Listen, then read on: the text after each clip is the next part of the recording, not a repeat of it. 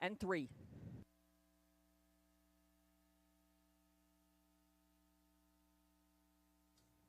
Now coming back to the Rideau Carleton Winner's Circle, unofficial race 4 winner, number 6, The Turning Point, a 6-year-old brown mare by J.K. Endevanera out of Ty Chris Legacy, owned and trained by Robert Bernicki of Quebec. Bred by Lindar Stables of Indiana with Irv Miller Stable Incorporated of Pennsylvania and Omer Miller of Illinois. Asked again and going 3 wide again, JM Stella out there third at the top of the stretch as they went by 3/4 in 1:26 and 4, and it's Raising Rusty opening up on the lead and controlling things down the stretch for Melanie Plourde. He's going to get his 2nd seasonal victory by about 5 lengths over place finisher JM Stella and Impressive Dude, 1:56 and 2. Once again by Melanie Plourde. Raising Rusty. Lots of back class to him. 1:56 and 2 victory here in race 5. That's his 28th lifetime win in start number 173. Congratulations, Raising Rusty. Last three wide now, that's Springbridge Gym. They went by 3/4, 1:26 and 1. And a brave Horizon Sealster fighting on as Tamara Hanover continues to advance. And 3 wide, that's Springbridge Gym coming on up the inside. Love My Rockin' Bird. Love My Rockin' Bird may have stolen it. Horizon Sealster second. It looks like it was Springbridge Gym over Tamara Hanover for third. 1:54 and 4, a close finish. Horizon Sealster getting those well-deserved pats from Julie Ferguson. 1:54 and 4. Horizon Sealster holding off Love My Rockin' Bird, beating the boys and another good girl in her first start against mixed company, Horizon Sealster. Moving into third outside of Emmetown Bud, that's Rose Run Why Not, 1:24 and 4 3/4. They're gearing up for the stretch drive. The Can-Am Banker has been put away by Tyrone Bowtie. Charging after that one down the stretch, Rose Run Why Not has trailed off. Tyrone Bowtie going to win by about 4 open lengths. Rose Run Why Not resurgent for place ahead of the Can-Am Banker and Emmetown Bud, 1:55 flat. Burns, Wade and Philippe Toussaint, all of Cardinal, Ontario. Bred by Cynthia Graham and William Wolfrey of Ontario. Trained by Mike Armstrong. Driven to victory by Ryan Guy. Tyrone Bowtie, 1:55 flat, and he deserves that applause. Give him another hand. Tyrone Bowtie, a nice smile in the preferred, our top class of the night. The unofficial top 4 order of finish is now displayed. A late move from the Magic of Life up into third, followed by Synergy S. But it's going to be Final Text getting that first Rideau victory, possibly CrossFit making a race of it right to the wire. 1:57 and 3. We'll wait for the photo there. CrossFit may have caught Final Text once again. Looked like the Magic of Life may have got show there in race 8.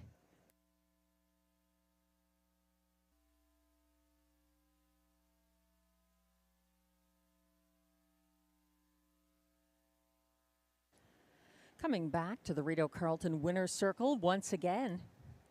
Unofficial race 8 winner, number 2, CrossFit, a 9-year-old bay gelding by Donato Hanover out of Muscle Test, owned by Gordon McDonald of Ontario with Christopher Boland of Newfoundland, bred by Jason Allen and Douglas Allen and Concord Stud Farm LLC of New Jersey, trained by Vic Putty. That's another driving victory from Marie-Claude Auger and win number 5 of the season for CrossFit.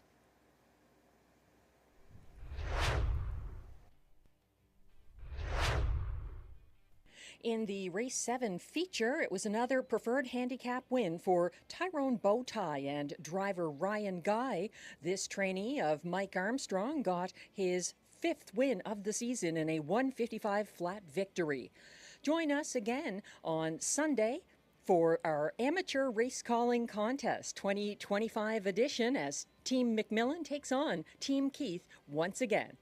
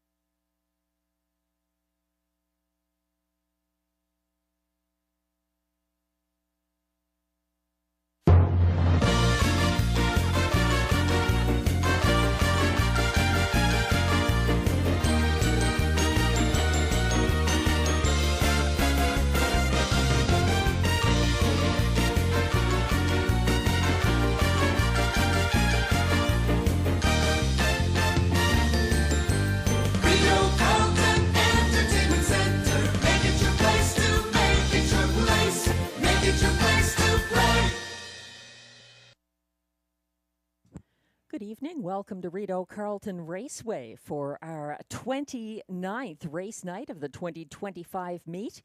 We've got 11 live races coming up, starting with a 6:30 p.m. post time for race 1. It's a beautiful evening for some live racing. A little bit of humidity, but the rain seems to have held off or exhausted itself a little earlier. And we're looking ahead to some really good racing. Also, the Rideau Carleton Amateur Race Callers will be in action tonight in races 2 through 6. Looking at the track condition right now, it is rated good. The weather, partly cloudy, a temperature of 27 degrees Celsius, 80 Fahrenheit. Winds are from the northeast, 11 kilometers an hour or 6 miles per hour. Humidity holding steady at 99%.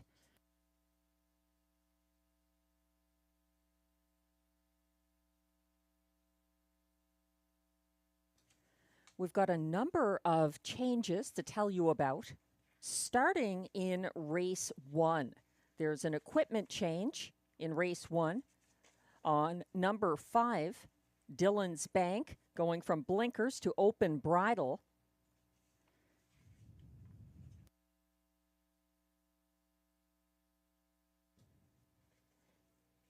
In race 2, there's an equipment change on the 1, Gabby Sealster, going blind to blinkers. There's also a scratch of number 4, Purple Moon, a judge's scratch, transportation. And a couple of drivers are to be announced in race 2. The 1, Gabby Sealster, driver to be announced. Also the 2, Built to Thrill, driver to be announced in race 2.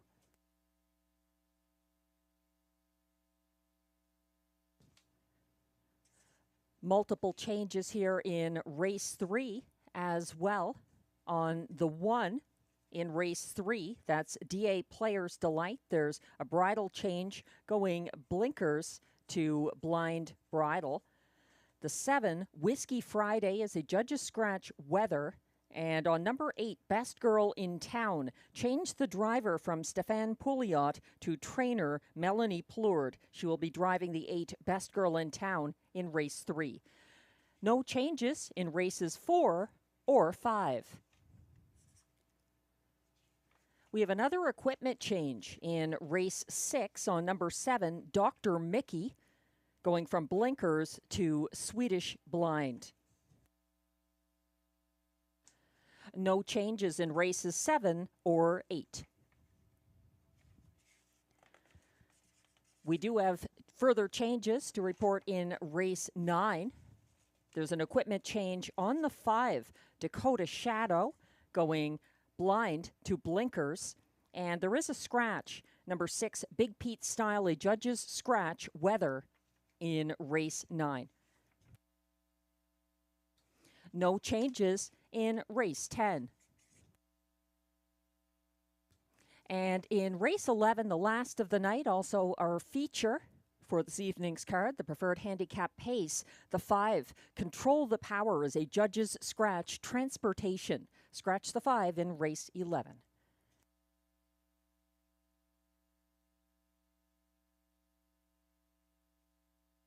We're about 22 minutes away from post time for the first of the 11 races. We had a couple of qualifiers starting at 5 o'clock. The first was On the Pace, and the winner of that was the 4-year-old daughter of Always Be Mickey, Always Be Mary. She won by 23 lengths over runner-up Caviar Harper and third place Privateer.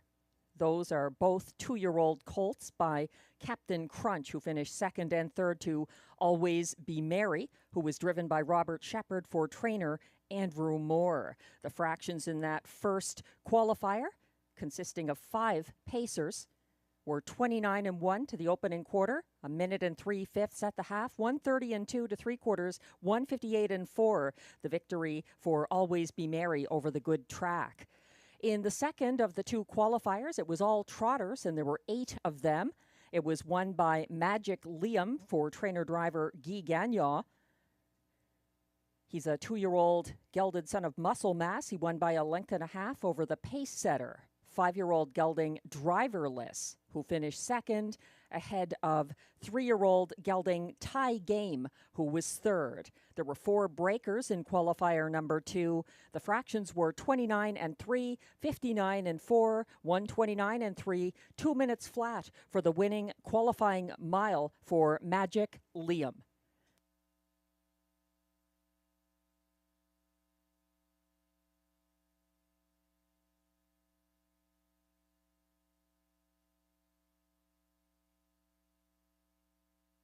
Last week, we had some technical difficulties on Sunday that led to us missing our regular Sunday evening features. This week in harness racing, also worth remembering. Those are coming up before race 1. We're about 20 minutes away from race 1. And regarding our amateur race caller contest, which was open to members of the Rideau Carleton racing community, we've got an interesting lineup of judges and callers.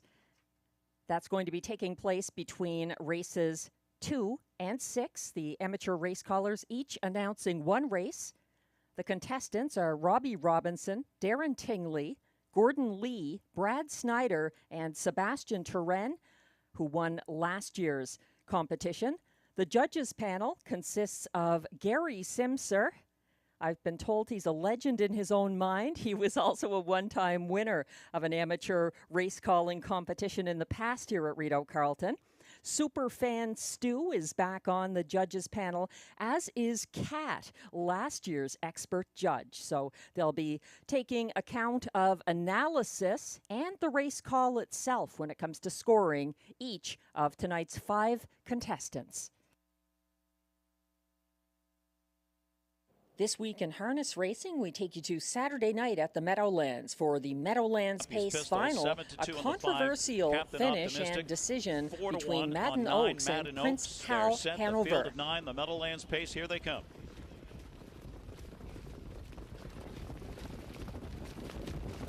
And the raw, Prince Hal Hanover and Captain Optimistic get the first call. Pappy's Pistol fires hard from the inside.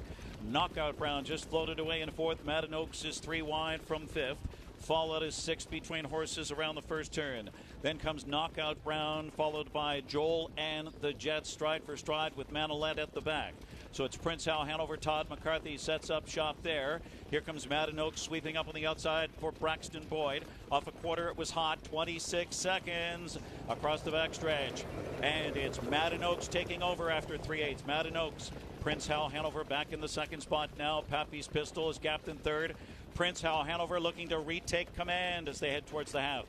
Pappy's Rocket on the inside, 4th, staying in. Captain Optimistic goes uncovered. Tracking him is Fallout to the outside. Then comes Knockout Brown and Manolette, and Joel and the Jets is the trailer. So the target is Prince Hal Hanover off a half of 54 and 1. Prince Hal Hanover. Captain Optimistic takes aim, first over on the outside, second. Madden Oaks locked in the box for now. Fallout is second over, 4th as they round that far turn. On the inside, it's Pappy's Pistol in 5th with no racing room. Manolette setting it up from 3rd over, 6th on the outside. Then it's Pappy's Rocket. Joel and the Jets on the outside, and Knockout Brown trails at 3/4, and they're going at it there.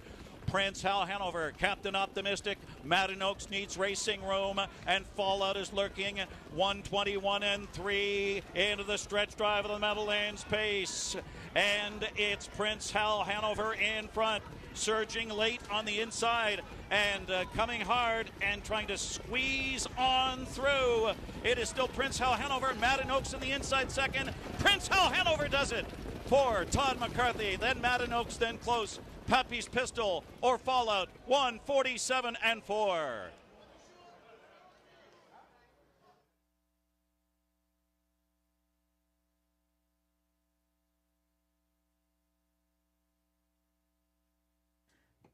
That was an edition of the Meadowlands Pace, which is sure to be discussed for years to come. A winner by placing in that race, Madden Oaks for Braxton Boyd over Prince Hal Hanover. Lots of discussion around that online. We're about 16 minutes away from race 1. Thanks for joining us. If you're just tuning in, we've got 11 races tonight. perfect conditions. Snack bar open downstairs. Mr. Lucky's, as mentioned, is closed for renovations upstairs. Looking at race 1, Glenn Pearson and myself both in agreement here. Sports Activator, currently 5-1 on the tote board. Looks like a tough horse to beat, with 2 2025 victories for Ryan Guy, most recently May 25th from the Rideau Rail at a similar classification. He's also got class relief from the preferred handicap. So 5-1 right now seems generous on number 1, Sports Activator.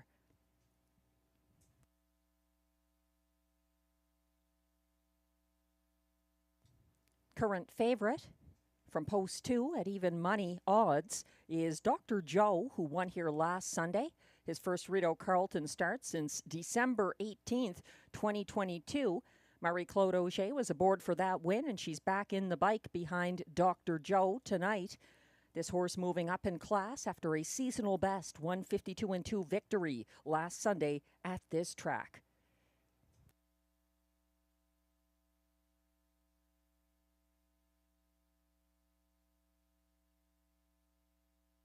Race 1 offers exactor, triactor, superfecta, and early daily double wagering.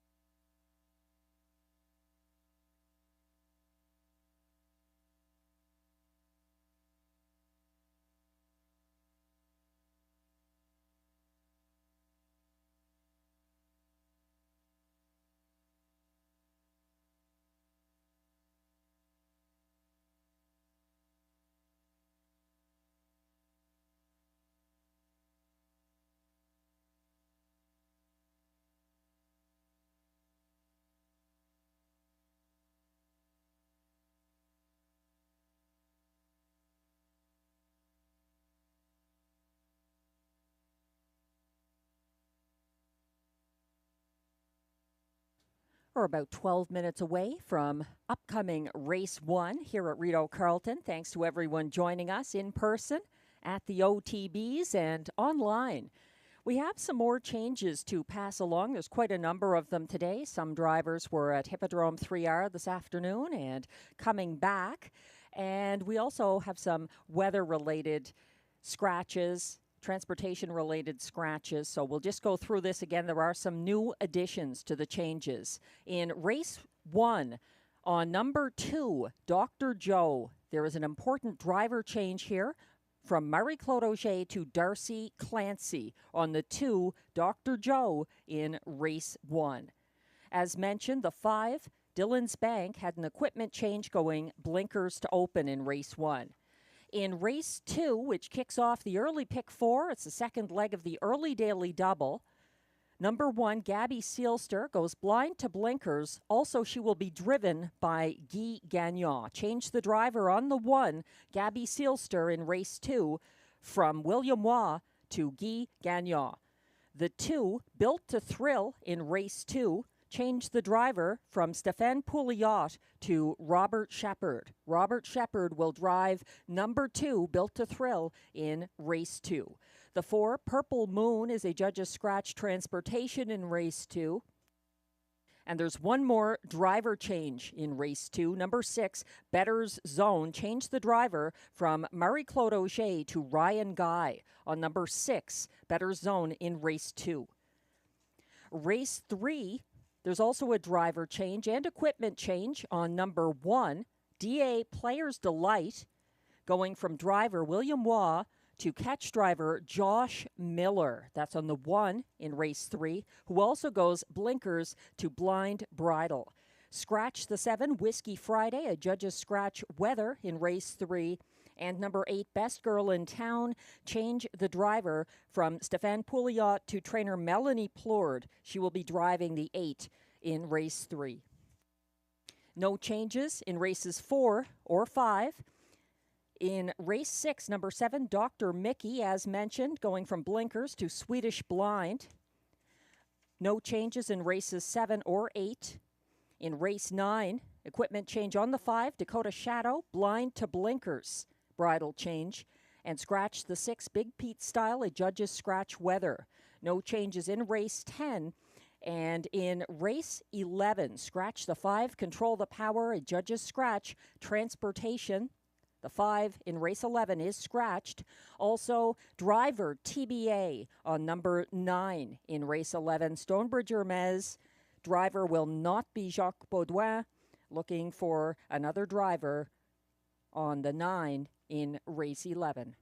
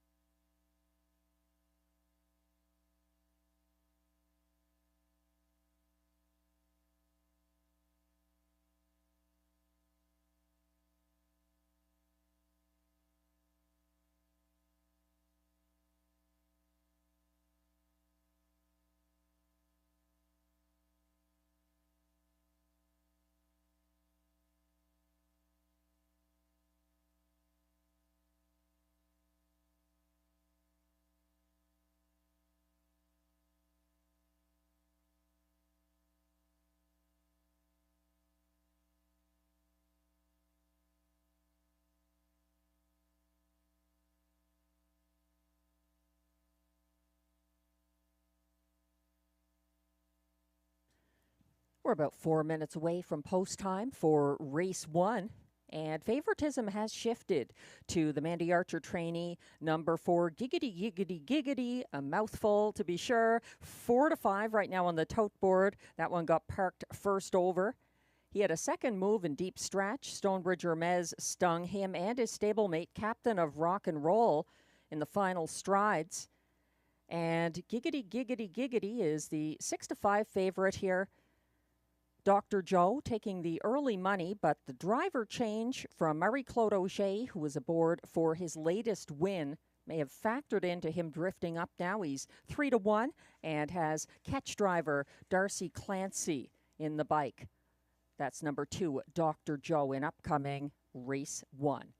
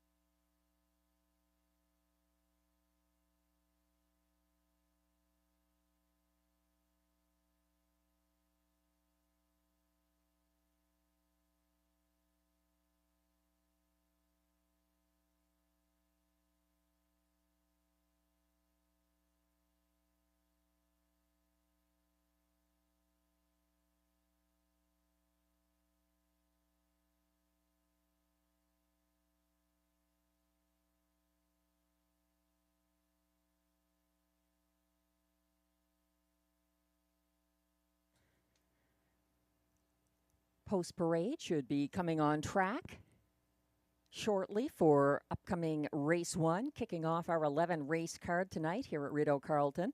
There's exactor, triactor, superfecta, and early daily double wagering on the first. Number 4, Giggity, Giggity, Giggity from the Mandy Archer barn, getting lots of attention. 7 to 5 favorite right now.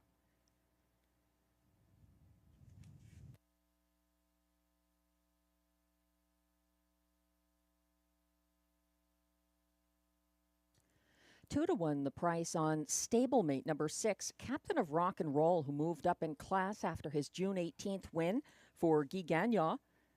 Captain of Rock and Roll came first over from third on the backstretch in pursuit of Giggity, Giggity, Giggity in their latest matchup. They battled into the stretch. Stonebridge Hermes got the win over both. And now they're up against each other again. Captain of Rock and Roll and Giggity, Giggity, Giggity post 6 and 4 respectively in upcoming race 1.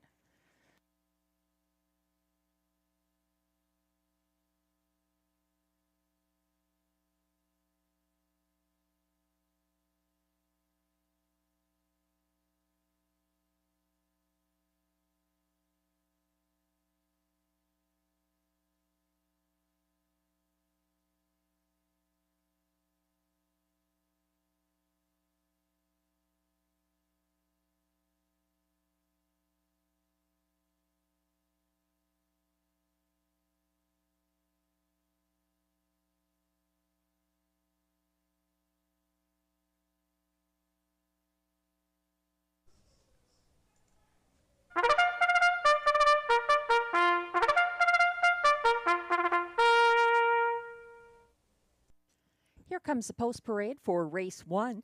These pacers are non-winners of $6,000 in their last 5 starts, also eligible non-winners of $40,000 lifetime with allowances for fillies and mares, also eligible $18,000 claimers. They race for a purse of $8,200.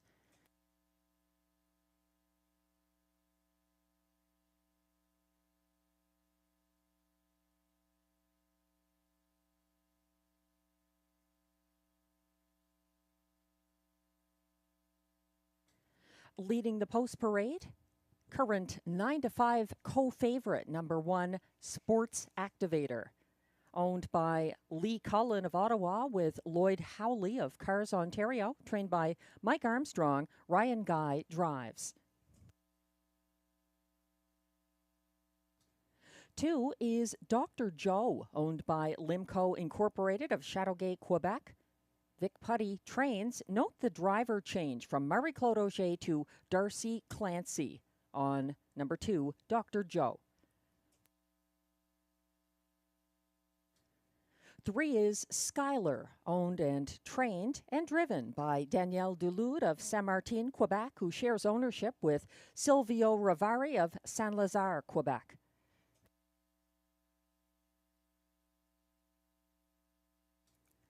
4 is Giggity Giggity Giggity, owned by Jamie Copley of Kenmore with Barry Treen of Spencerville and Ashley Murphy of Iroquois, Ontario.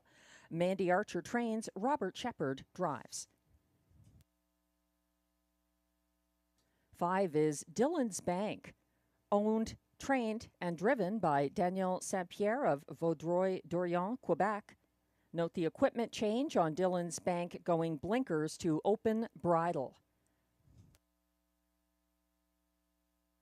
Completing the field from post 6, Captain of Rock and Roll, owned and trained by Jacob Copley, who shares ownership with Mandy Archer. They're both of Kenmore, Ontario. Guy Gagnon is in the bike. That's your field of 6 for upcoming race 1 with Exactor, Triactor, Superfecta, and early daily double wagering.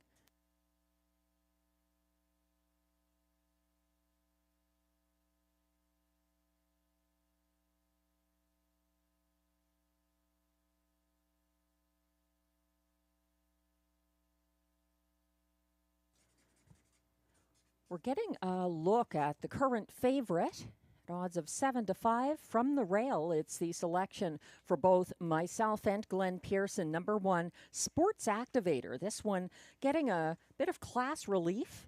His most recent start here was in the preferred handicap pace, and he already has a couple of wins this season for driver Ryan Guy, most recently on May 25th of this year from the rail at this track and at a similar classification.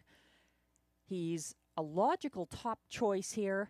Number 1, Sports Activator, currently at odds of 3-2.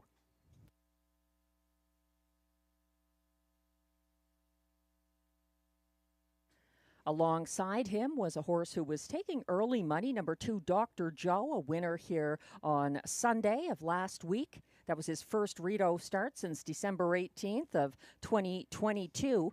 That was a win for Marie-Claude Auger, who isn't back yet. Note the catch driver, Darcy Clancy, aboard the 2, Dr. Joe. That was a seasonal best victory for number 2, Dr. Joe, last Sunday, 152-2. And here are the track handicapper selections now displayed on screen.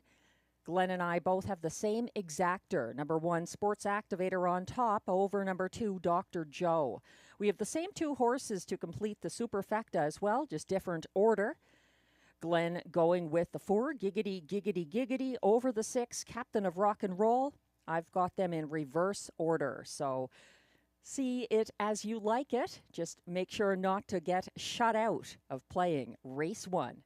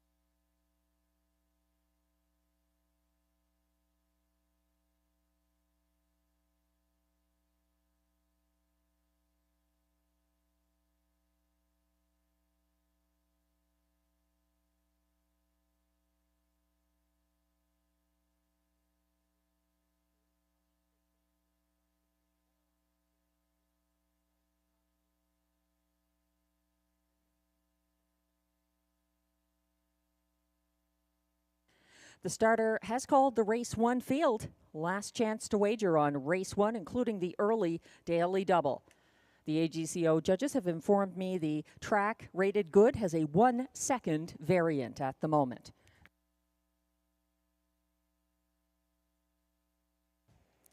The pacers are lining up in front of the grandstand for race 1.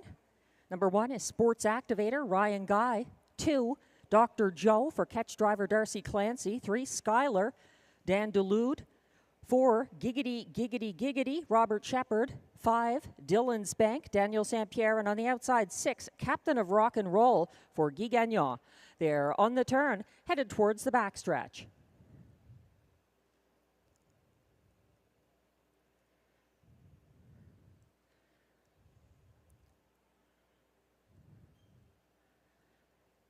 As they approach the start, Sports Activator, now with his nose on gate as well. They're off and pacing. Sports Activator and Ryan Guy blasting out from the rail. Coming after them early, that's Giggity, Giggity, Giggity, sticking ahead in front. Behind them, third in traffic. Skylar underway early. And widest of all, now moving around Skylar up into third. First over, that's Dylan's Bank. Chasing after, pace setting, Giggity, Giggity, Giggity, who leads by just over a length with Sports Activator in the pocket en route to a 26-4 opening quarter. They're coming down the stretch the first time. Up front, Giggity, Giggity, Giggity, and Robert Shepard pursued first over by Dylan's Bank, who's second on the outside. Sports Activator third inside, second over into fourth. Captain of Rock and Roll following that cover, third over from second last. Skylar underway and having issues at the back. Dr. Joe trails the field to the half. They got there in 56-1.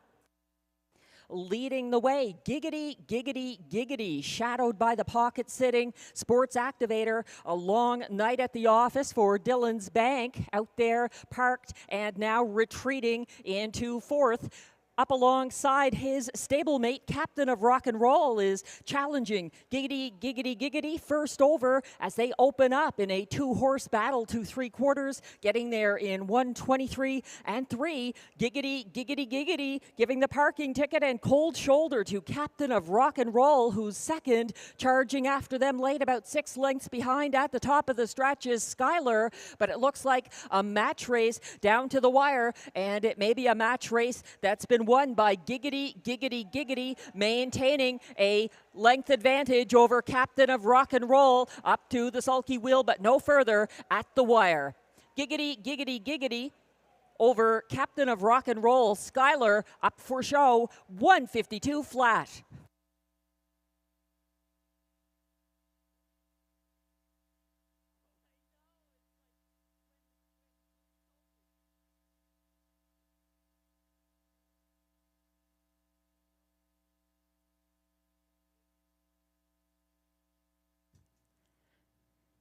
As we take a look at the stretch drive with Giggity, Giggity, Giggity prevailing over Captain of Rock and Roll for driver Robert Shepard.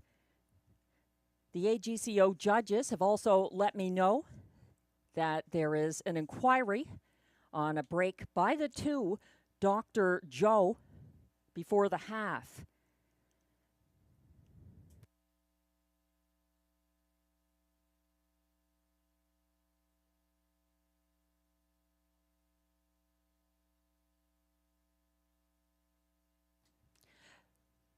The unofficial top 4 order of finish is now displayed for race 1. At odds of 5-2, number 4, Giggity, Giggity, Giggity, the race winner for Robert Shepard. Over 6, Captain of Rock and Roll, second. 3, Skylar, closed for show. And the 4th place finisher, number 2, Dr. Joe, is the current subject of the inquiry concerning the braking rule. He was off stride before the half. The judges are reviewing footage of race 1. 4-6-3-2, the unofficial top 4 finishers.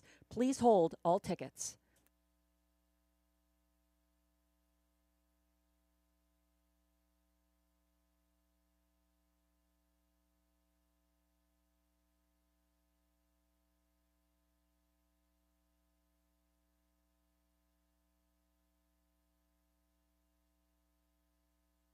The AGCO judges have also informed me there's a driver objection in race 1, 5-on-1.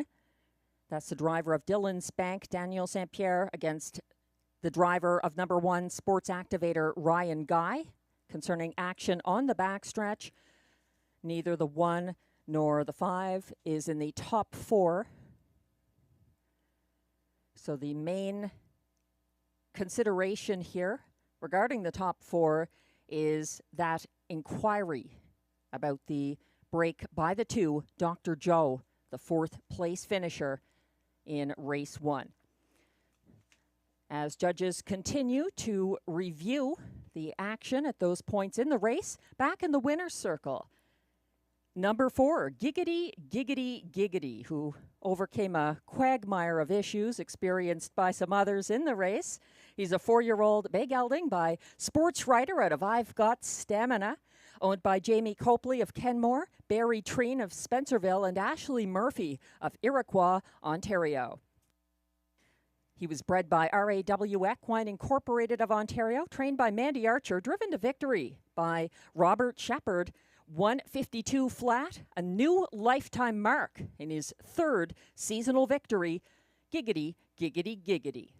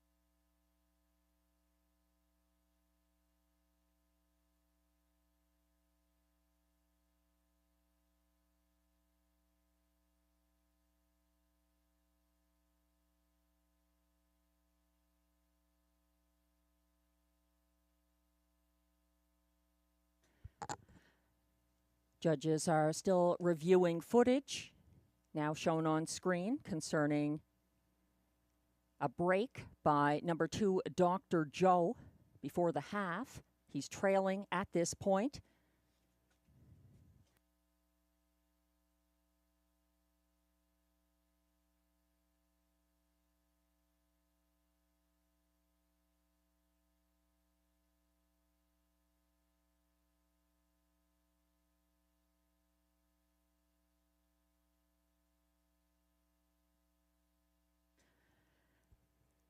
After consideration by the AGCO judges, number 2 in race 1, Dr. Joe, did put in steps, making a break before the half, but there was no interference, so he will stay up 4th. Number 2, Dr. Joe, finished 4th, will stay up in 4th. 4, 6, 3, 2 remains the order of finish for race 1.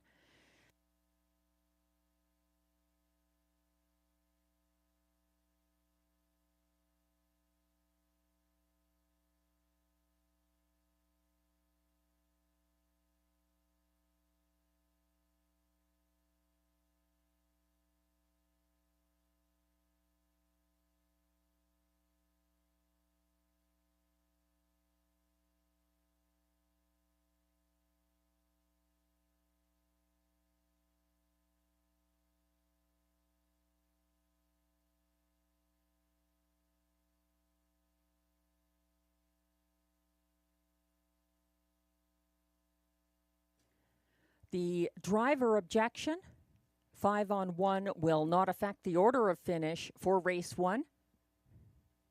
4-6-3-2. We're just waiting for those results to go official. The results are official for race 1.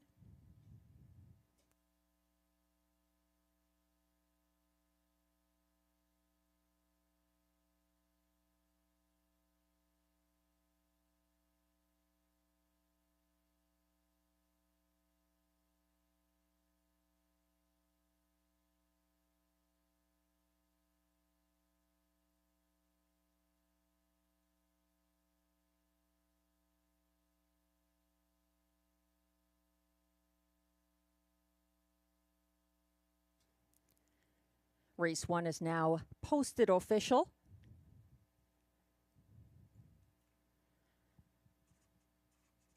Prices are displayed for race 1, where number 4, Giggity Giggity Giggity, returns $7.80 to win. The $2 4-6 exactor returns $37.80.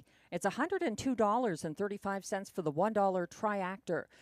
4-6-3 combination, and the $1 superfecta 4-6-3-2 comes back $292.90.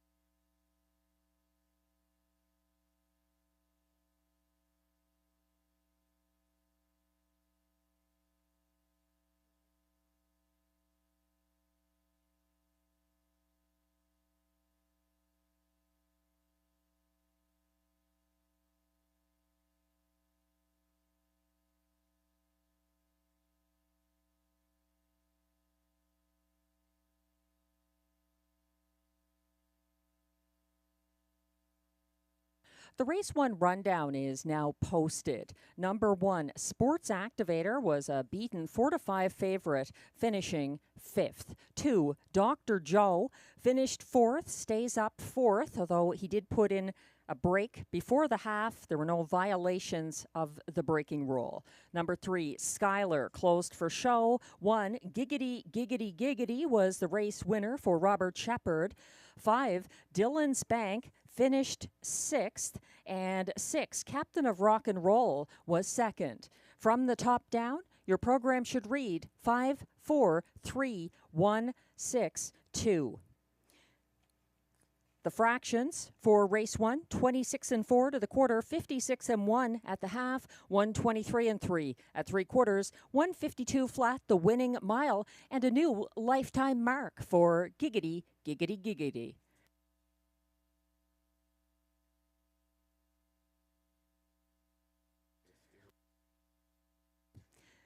And we're taking a look at our entrants in the Rideau Carleton 2025 Amateur Race Callers competition happening tonight, starting in race 2. Coming up next, the Rocket, Robbie Robinson, throwing his hat in the ring, or in this case, a driver's helmet in the ring, you could say, to pick up the microphone headset and try his chances here in upcoming race 2. He'll be taking it on, starting with the post parade, so pay attention.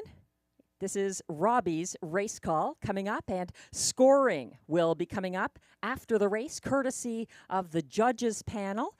If you look near the winner's circle, they are positioned to watch the race and hear the race call. Gary Simser, Superfan Stu, and Kat are back for the judging, and it all starts here in race 2.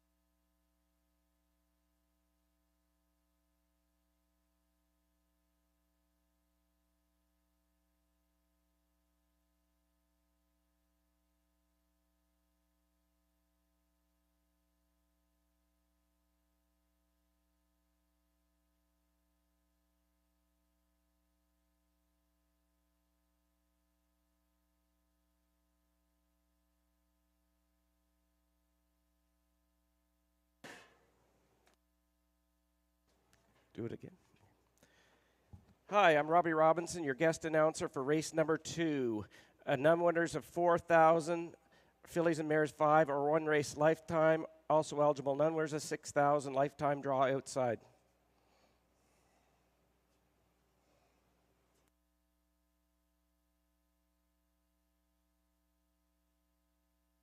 We have some equipment changes and driver changes in this race. Number 1 will be driven by Guy Gagnon, equipment change, blind to blinkers. Number 2 will be driven by Robert Shepard, and number 4, Purple Moon, has been scratched by the judges.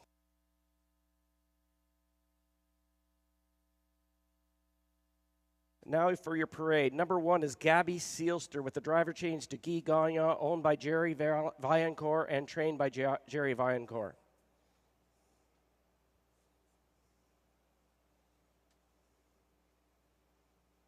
Number 2 is Built to Thrill, driven by Robert Shepard, owned by Gilles Plurd, and trained by Karen Kroger. Number 2 is Tia, trained and driven by Sebastian Turen, owned by Alexis Zilka.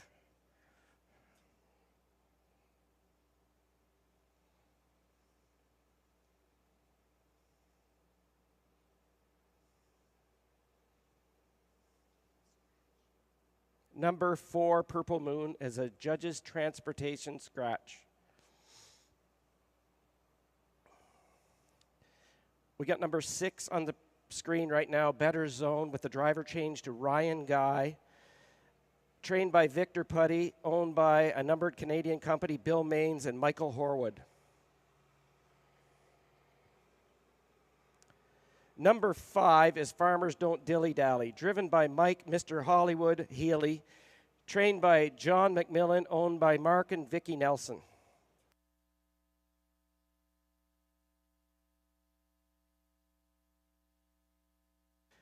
This race is a superfecta and pick 4 wager with the pick 4 in races 2, 3, 4, and 5,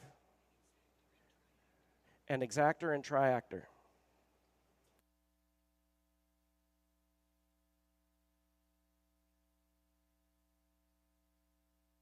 The number 6 Better Zone seems to be scoring out well, which probably will be the favorite in my opinion, off his 154 and 4 mile on June 5th, I believe. He was very good that day. Went to Toronto, maybe he was a little overmatched in the grassroots, but comes back here where he should be very good in this class. Number 5, Farmers Don't Dilly Dally, has shown promise, but he's either very good or not so good. So hopefully he's on his best behavior today. Number Tia, she shows decent times, but she seems to be a follower rather than a leader. So maybe one time she's going to step up. The horse that I really think is going to be good today is number 2, Built to Thrill. She's showed very good promise this year. 4 starts, 3 thirds, and a 4th, and has very nice times. Number 1, Gabby Seelster. There's a lot of changes here. I think we got a triple whammy here.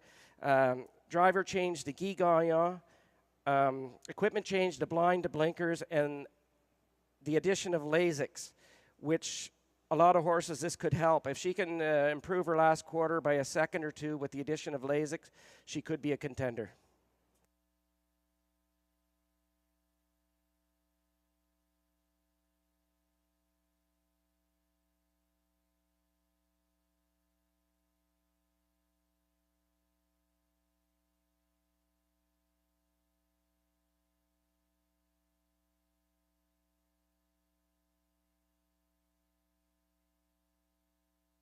Last chance to bet. They're getting ready to line up for the second race.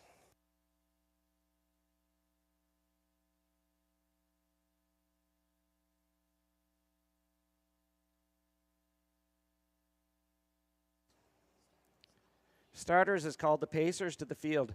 Number 1, Gabby Seelster, driven by Guy Gagnon. Number 2, Built to Thrill, driver Robert Shepard. Number 3, Tia, Sebastian Tren in the bike. Number 5, Farmers Don't Dilly Dally with Mike, Mr. Hollywood Healy. And number 6, Better Zone, Ryan Guy.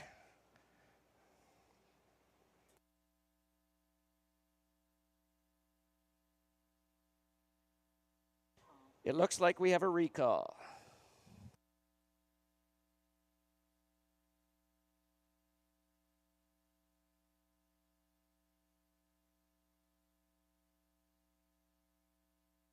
We have a recall charged to number 6, Better Zone, who has a broken gating strap.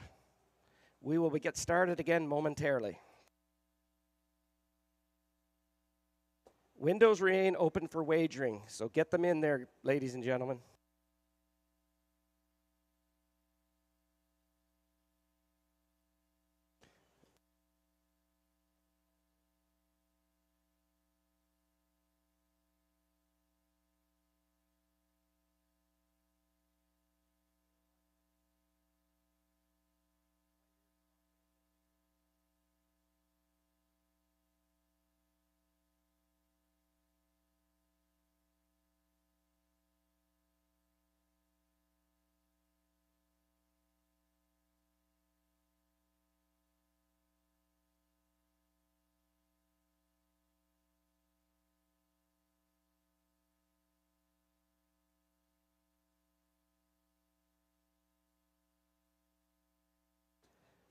Reminder, ladies and gentlemen, the pick 4 starts in this race, and you can still get your wagers in. We have about a minute or two to get them done.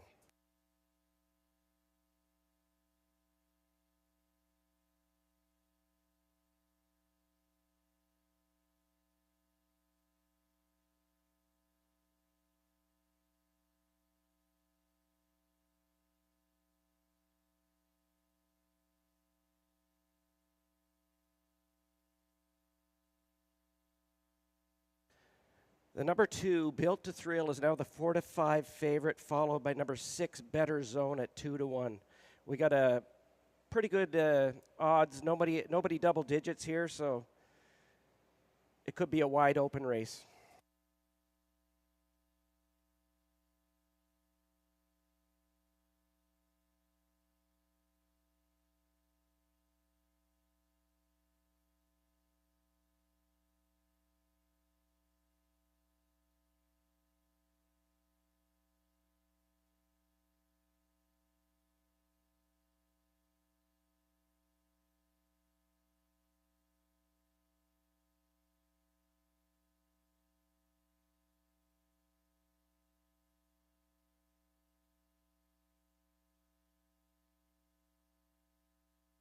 Starter is called the Pacers to the gate.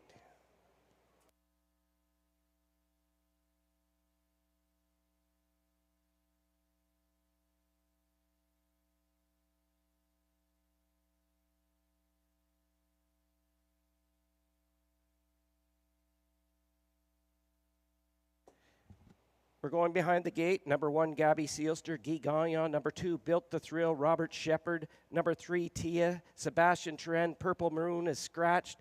Number 5, Farmers Don't Dilly Dally. And number 6, Better Zone. They're around the turn, this compact field, and they're all in nicely.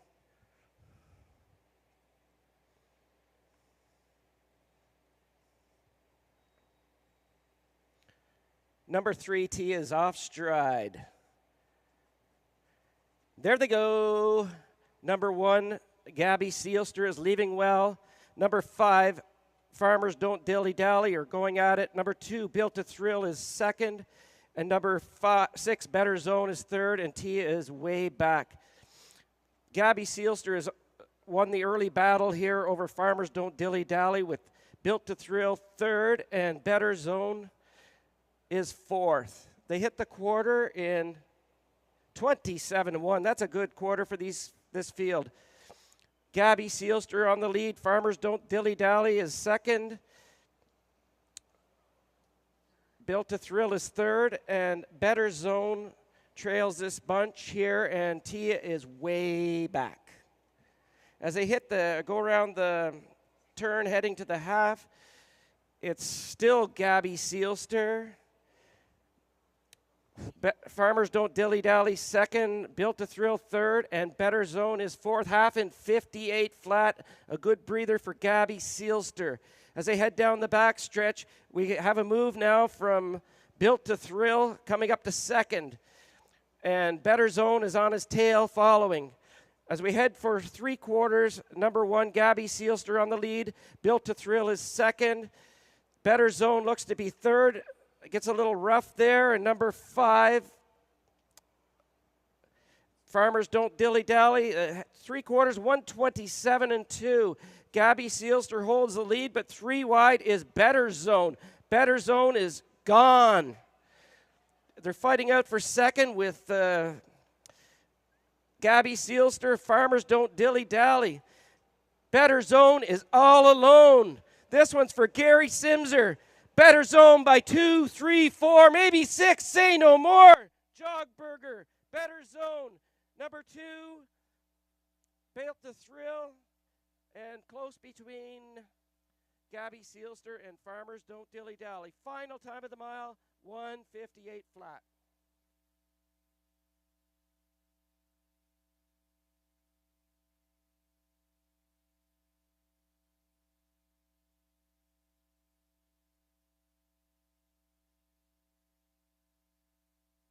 I'd like to thank Robbie the Rocket Robinson for the race 2 race call. He's opening up our amateur race calling competition.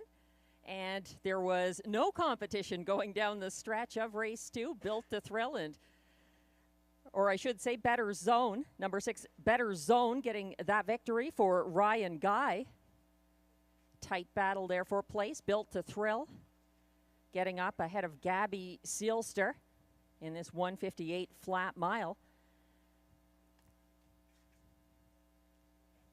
The unofficial top 4 order of finish is displayed for race 2.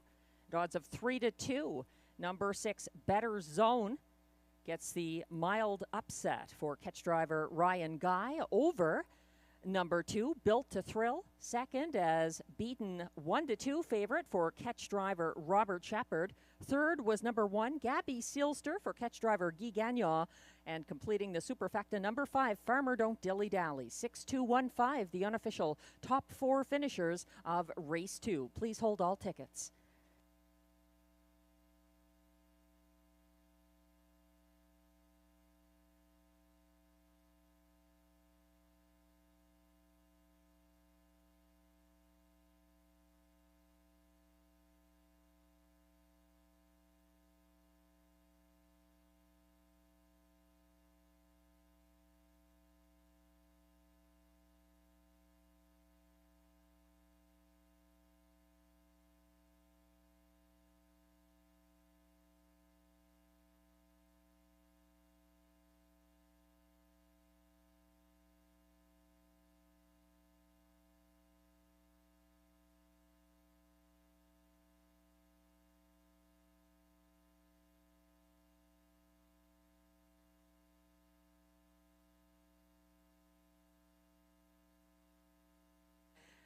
Now coming back to the Rideau Carleton Winner's Circle, its unofficial race 2 winner, number 6, Better Zone, a 3-year-old bay gelding by Better's Delight out of Impact Zone, owned by a numbered Canadian corporation, Bill Mains and Mike Horwood, all of Ontario, with Limco Incorporated of Quebec, bred by Winback Farm of Chesapeake City, Maryland, trained by Vic Putty, and driven to victory by catch driver Ryan Guy. That's a second win this season for Better Zone. 1:58 flat over the track, rated good with a 1-second variant.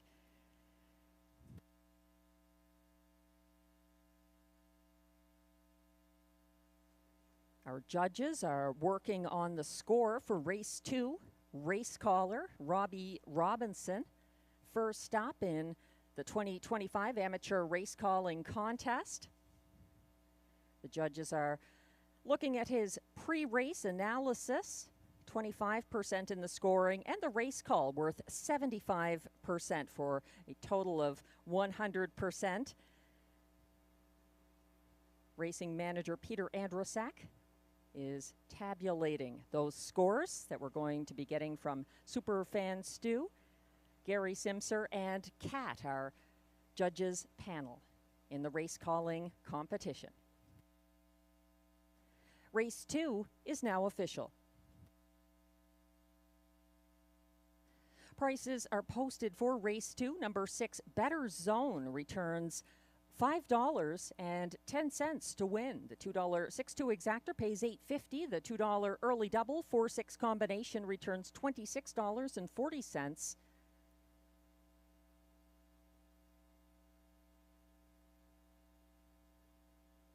The $1 6-1 triactor we'll get back to after the race replay.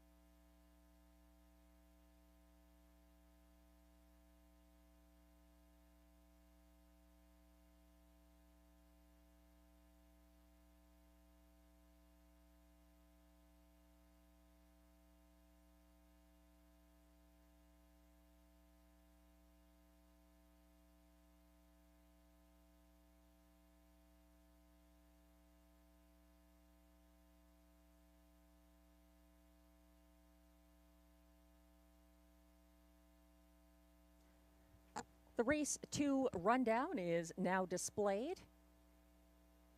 Number 1, Gabby Seelster, was third, 1-2 favorite. Number 2, Built to Thrill, finished second. 3, Tia, was fifth after an early break. 4, Purple Moon, was scratched, a judge's scratch Transportation. 5, Farmer Don't Dilly Dally, finished fourth. And 6, Better Zone, the race winner for Ryan Guy. From the top down, your program should read 3, 2, 5, scratch, 4, 1.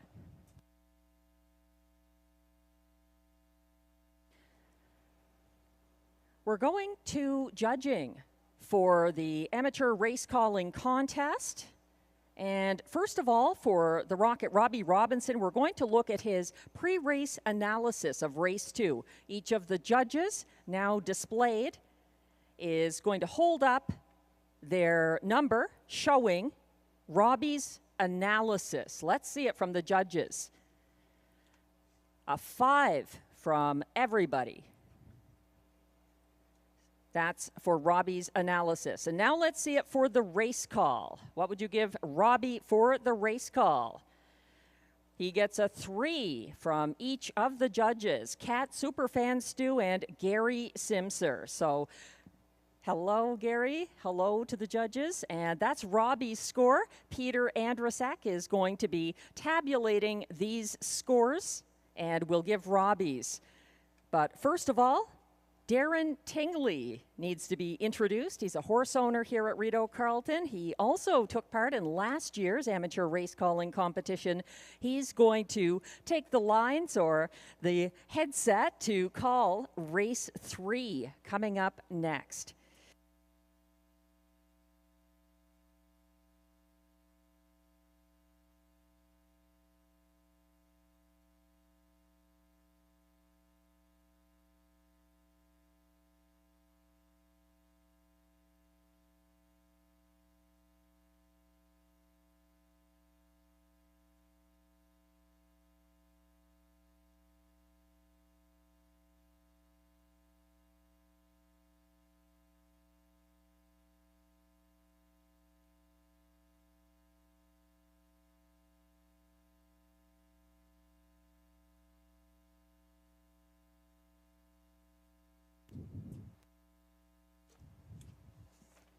Good evening, race fans.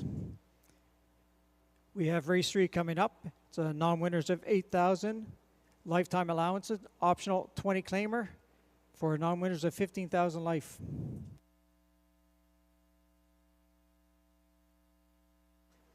We have program changes on the 1, equipment change, blinkers to blind, and driving is Josh Miller. Number 7, Whiskey Friday is a scratch, judge's scratch. And driving the 8, Melanie Plord.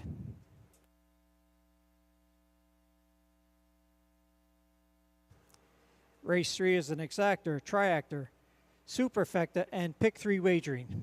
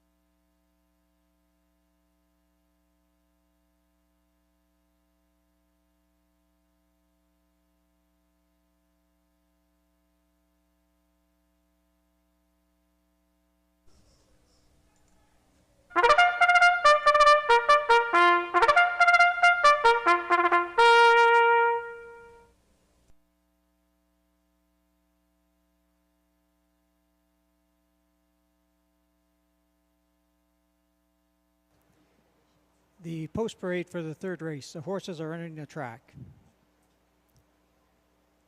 This race is a non-winners of 8,000, fillies and mares 10,000 lifetime with allowances, and an optional 20 claimers for non-winners of 15,000, 18,750 lifetime with allowances. Non-winners of a race in 2025 allowed 6,000. The purse is $5,800.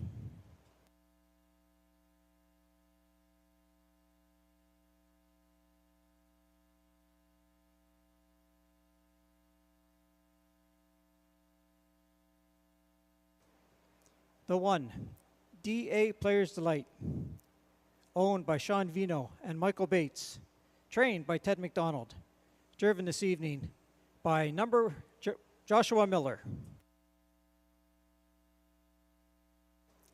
Number 2, Muktuk Annie, owned by Dean Edwards, trained by Mandy Archer, driven this evening by Robert Shepard.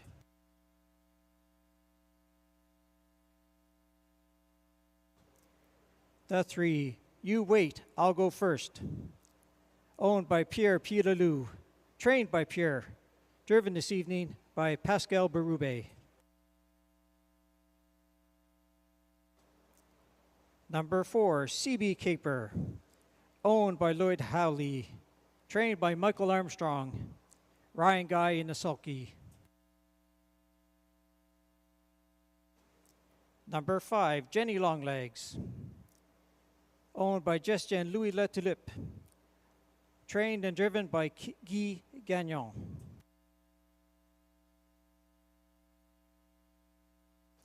The 6, Milo Minute, owned by Darcy Clancy and Amanda Pilot, trained and driven by Darcy Clancy. The 7, Whiskey Friday, is a judge's scratch. The 8, Best Girl in Town, owned, trained, and driven by Melanie Plord.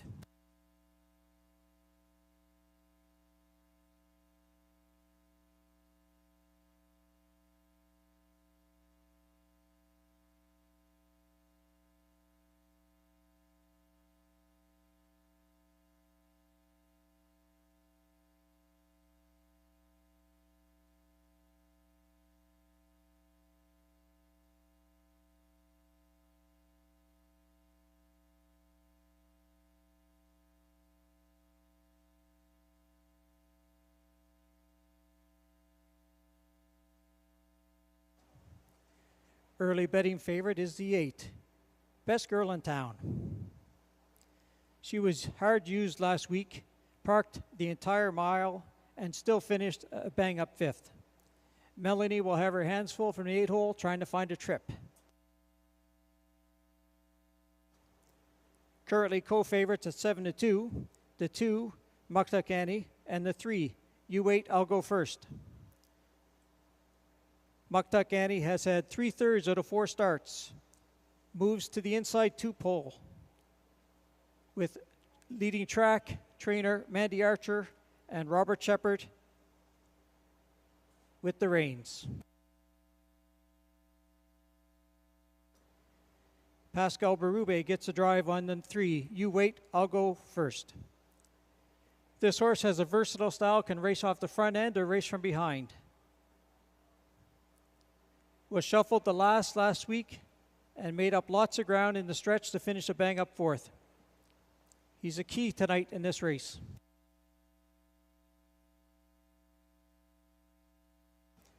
My choice in the race would be the 5, Jenny Longlegs. How can you go wrong with Guy Gagnon as trainer and driver? I toss out her last start and look at the start before. She paced them all in 54-3. That would be really good in this race tonight.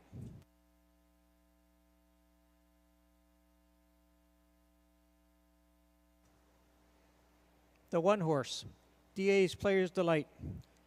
Driver change to Josh Miller. Sometimes the driver change lightens up a horse and you may get a good start. Could surprise with a nice price from the rail.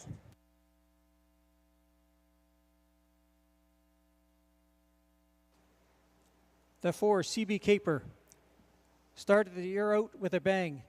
7 top 3 finishes in 8 starts. but has tailed off lately. Ryan Guy will need to get her a trip to get a part of this.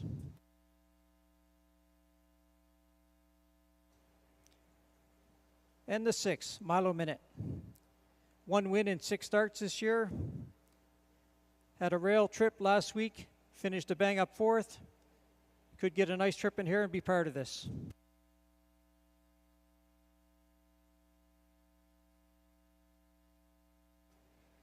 For those wagering on the Superfecta, I would play 5 with 1, 2, 3.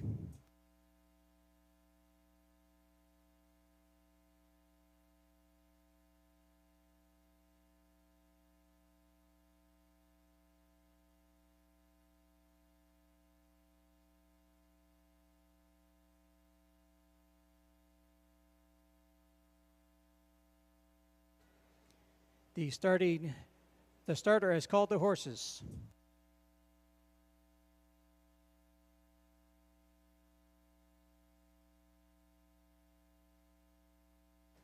We are scratched down to a field of 7. From the rail out, number 1, DA's Player Delight, Joshua Miller. Number 2, Muktuk Annie, Robert Shepard. Number 3, You Wait, I'll Go First, Pascal Berube. Number 4, CB Caper, Ryan Guy. Number 5, Jenny Longlegs, Guy Gagnon. The 6, Milo Minute with Darcy Clancy. Whiskey Friday, the 7 has been scratched. And the 8, Best Girl in Town, Melanie Plord.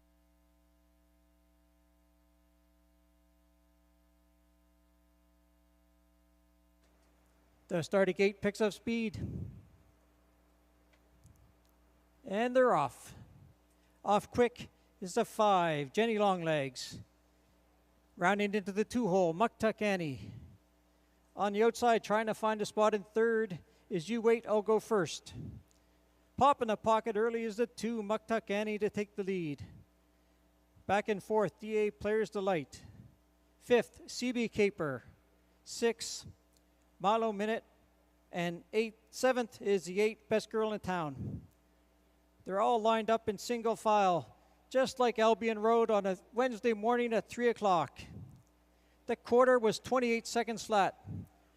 Robert Shepard has the 2, Muktuk Annie, well in control at the start. Jenny Longlegs got a nice pocket trip. In 3rd, You Wait, I'll Go First. 4th on the inside, DA Players Delight. First over move from the 4, CB Caper, now in the 3rd. Following that move is a 6, Milo Minute. And at the back, Best Girl in Town. They passed the half in a leisurely 58-3. Muktuk Annie has it all her own way by a few lengths. Back on the inside is the 5, Jenny Longlegs. Tucking into the rail is the 4, CB Caper. Milo Minute is now making a move to get up 3rd on the outside. Following that, the Best Girl in Town. But right now, it's all Muktuk Annie as she passed 3/4, 1:26-4. Muktuk Annie to the top of the stretch. She has it by 3. Jenny Longlegs trying to fight on for 2nd. On the inside is the 4, CB Caper, and the 6, Milo Minute. But it's all Muktuk Annie and Robert Shepard. Close for 2nd between Jenny Longlegs and Milo Minute. CB Caper finished 4th. Time for the mile, 1:56-1.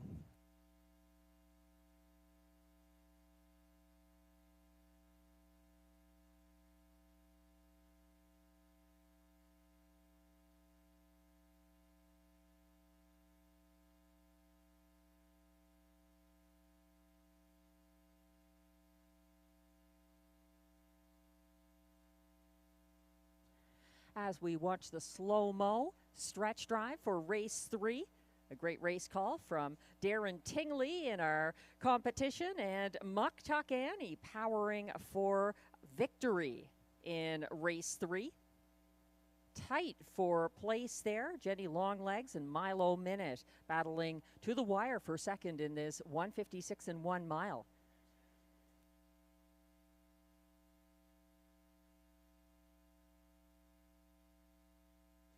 unofficial top 4 order of finish is now displayed for race 3. At odds of 7-2, a mild upset for number 2, Muck Tuckany, in line 2, Robert Shepard.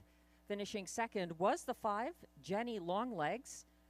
Third at odds of 20-1, number 6, Milo Minute. And then finishing fourth was the 4, CB Caper, at odds of 40-1. 2, 5, 6, 4, the unofficial top 4 finishers in race 3. Please hold all tickets.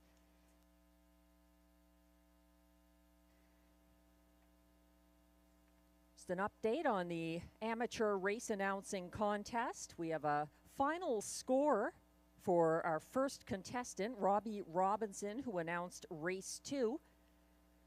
He got a score of 10.5 out of a maximum of 15 points.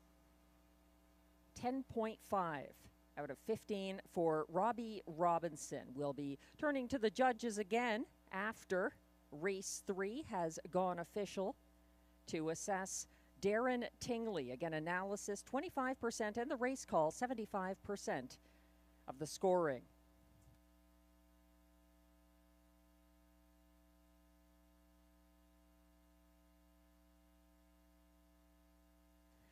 Back in the Rideau Carleton winner's circle, unofficial race 3 winner, number 2, Muck Tuckany, a 3-year-old bay filly by Art Speak out of High Society, Hanover, owned by Dean Larkin of Edwards, Ontario, bred by Dan O'Neill of Markdale, Ontario, trained by Mandy Archer, driven to victory by Robert Shepard. That's the first win of the season for Muck Tuckany, and a new lifetime best, 156-1. Congratulations.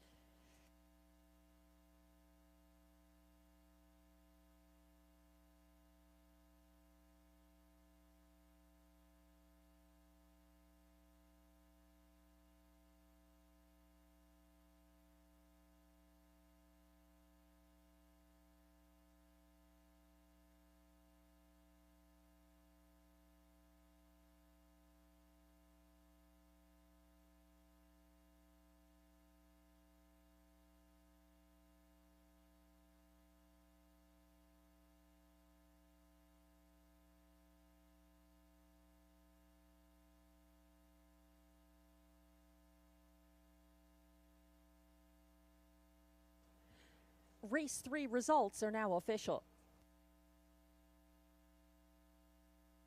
Prices are posted for race 3. Number 2, Muck Tuckany, returns $9.40 to win. The $2 2-5 exactor pays $20.80, $119.95 for the $1 try, $460.90 for the $1 superfecta, 2-5-6-4, the winning combination.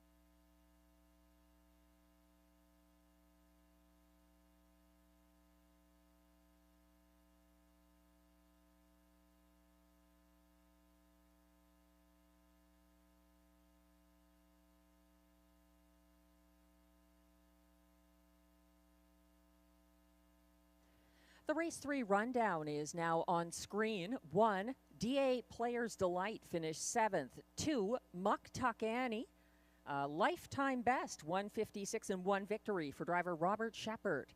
3 to 5 favorite number 3, You Wait, I'll Go First, ended up 6th. 4, CB Caper was 4th. 5, Jenny Longlegs edged out 6, Milo Minute in a battle for place. 7, Whiskey Friday was a judge's scratch. And 8, Best Girl in Town finished 5th. From the top down, your program should read 7-1-6-4-2-3, scratch 5. The fractions, 28 flat to the opening quarter, 58 and 3 at the half, 126 and 4 at 3/4, 156 and 1, the victory for Muck Tuck Annie. And now, because our amateur race announcing contest is underway this evening, we're going back trackside to judges Superfan Stu, Gary Simser, and Kat to get their score for Darren Tingley's analysis of race 3. So please hold up your scorecards for the analysis. This is the pre-race analysis of race 3 by Darren Tingley. We have a 5, a 3, and a 5. Thank you, judges. And now we're going to get a score for the race call of race 3. Let's see those cards, judges. Darren Tingley's race call. We have 2 3s and a 5. So thank you for that. That's our scoring for Darren Tingley, our guest race caller in race number 3. Robbie Robinson called race 2. He has a 10.5 out of a maximum of 15 points in scoring. Race 4 is coming up next, and we have a horse owner well known for his association with a favorite around here, the Colt. And I understand he's a very good karaoke singer. So let's see how he carries those skills over to his race call of race 4. We're introducing Gordley.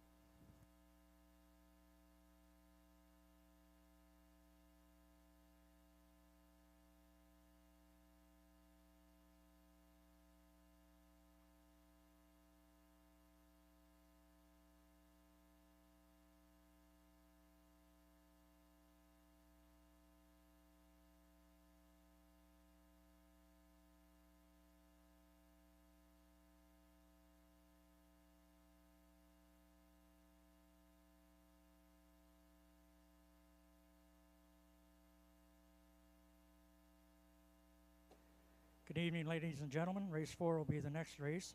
Driver change in number 3.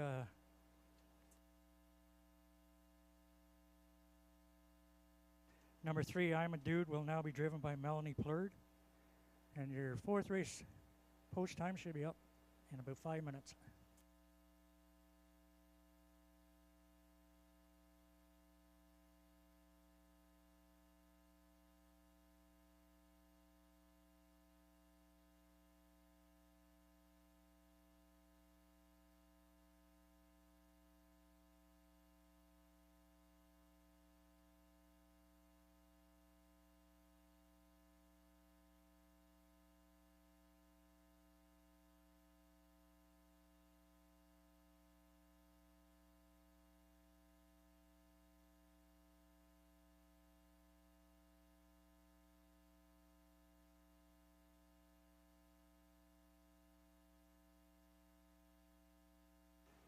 So race 4 will be a tri-actor, exactor, win play show, and superfecta wagering.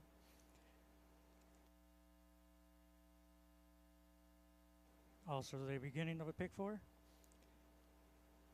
This race here, you got to look at Southwind Sambuca coming back from Woodbine Raceway. She certainly got the times to match it, but you never know. These times at Rideau can be deceiving. I kind of lean towards Howie's Man. I don't know why, but I just got a feeling that Josh Miller can get the job done tonight. So now with 0 minutes to post, the horses and drivers should be entering the track shortly.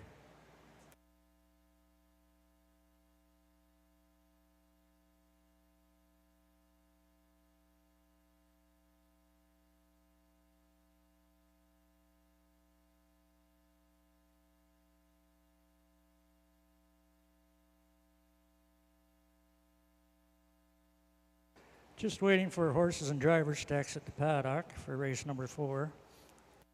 It'll be a 1 mile pace for a purse of $6,200. For non-winners, of $400 to start, last 10, or $2,000 last 5.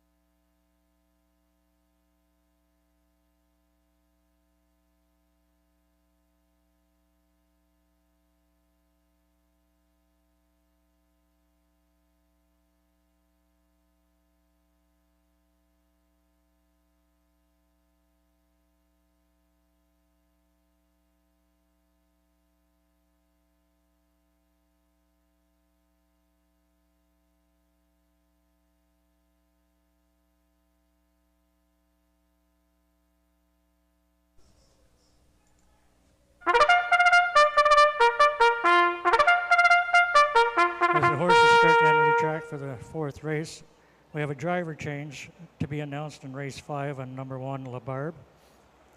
In race number 11, the 9 horse will be driven by Pascal Berube.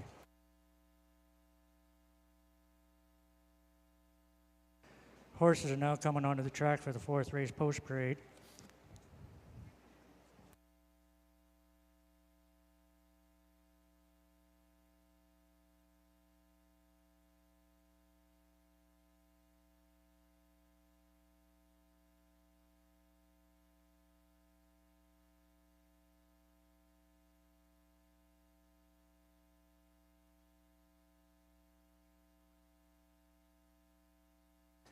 Horses now entering the track for the 4th race. Number 1, Ryan Guy, owns trains, shares ownership with Sharon Christie. Number 1, 88 Fingers Louie. Number 2, Gasline Sunday, will be driven by Robert Shepard for trainer John McMillan. John owns with Aidan Keeley. The 3 horse, I'm a Dude, now will be changed drivers to Melanie Plurd. Yeah, this is owned by Quebec Numbered Incorporation and Stefan Pouliot trains. Number 4, Southwind Sambuca, trained for Victor Putty, owned by Gord McDonald and Christopher Boland. Driven by Mary Claude Aucher. Number 4, Southwind Sambuca. Number 5, Howie's Man. Josh Miller, the driver. Trainer Chris Miller. Owner Scott Miller. Howie's Man, number 5. Number 6, well worth the wait for Guy Gagnon. Trainer Brian Scott. Catherine and Lauren Scott are the owners. That's your field of horses for the 4th race.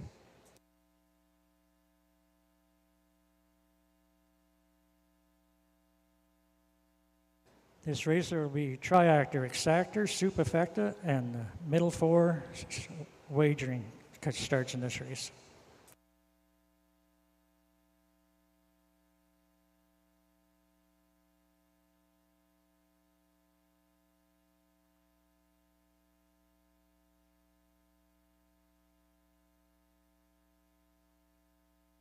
Going back to race 5, the driver will be Stefan Pouliot after all.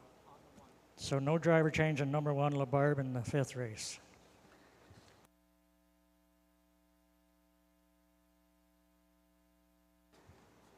So the early favorite in this race is Southwind Sambuca, coming back from Toronto.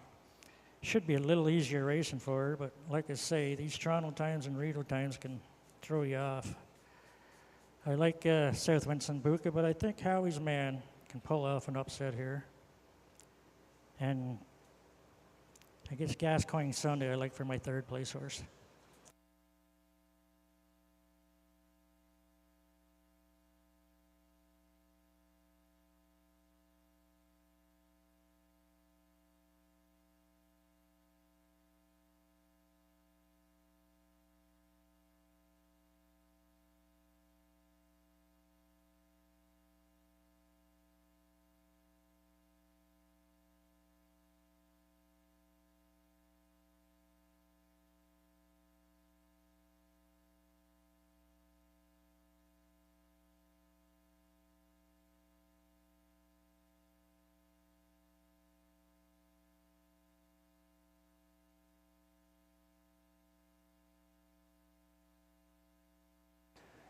Horses will be lining up soon for your 4th race. Get in early to wager.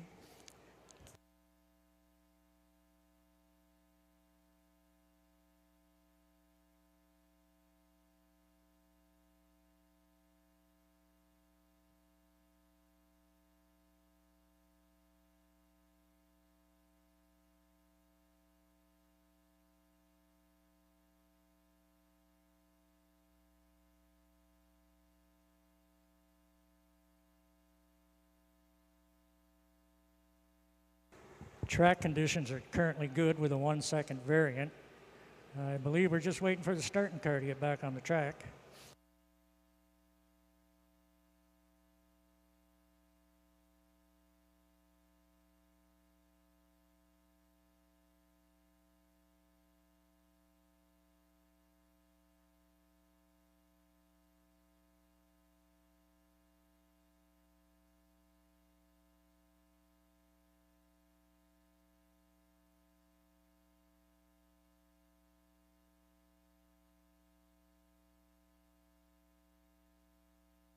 Starting gate now pulling up in front of the grandstand.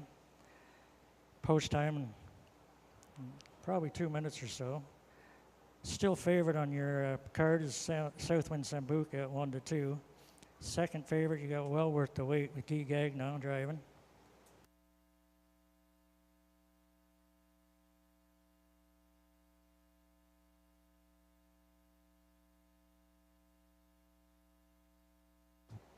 And a reminder, this is the start of the second pick 4 wagering, the first leg of it.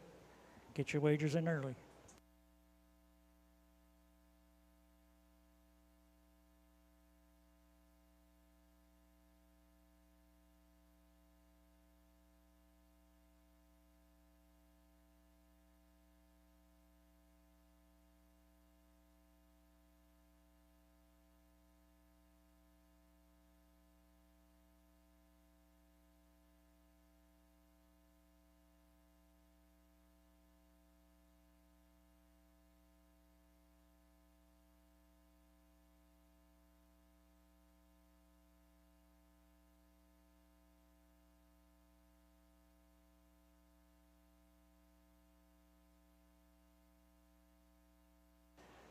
Starting gate is getting into position for the 4th race.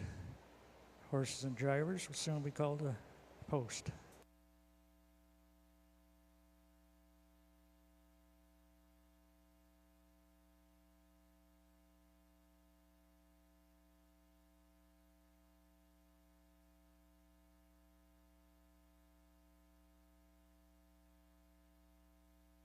With the sound of the horn, starter calls the paces for the 4th race.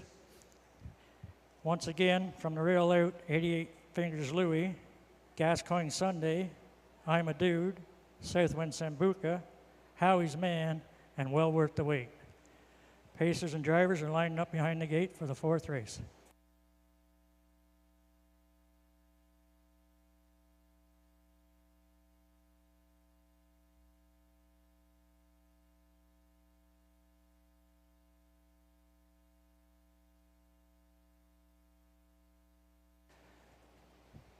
Starters are all behind the gate. The one's lagging behind a little bit.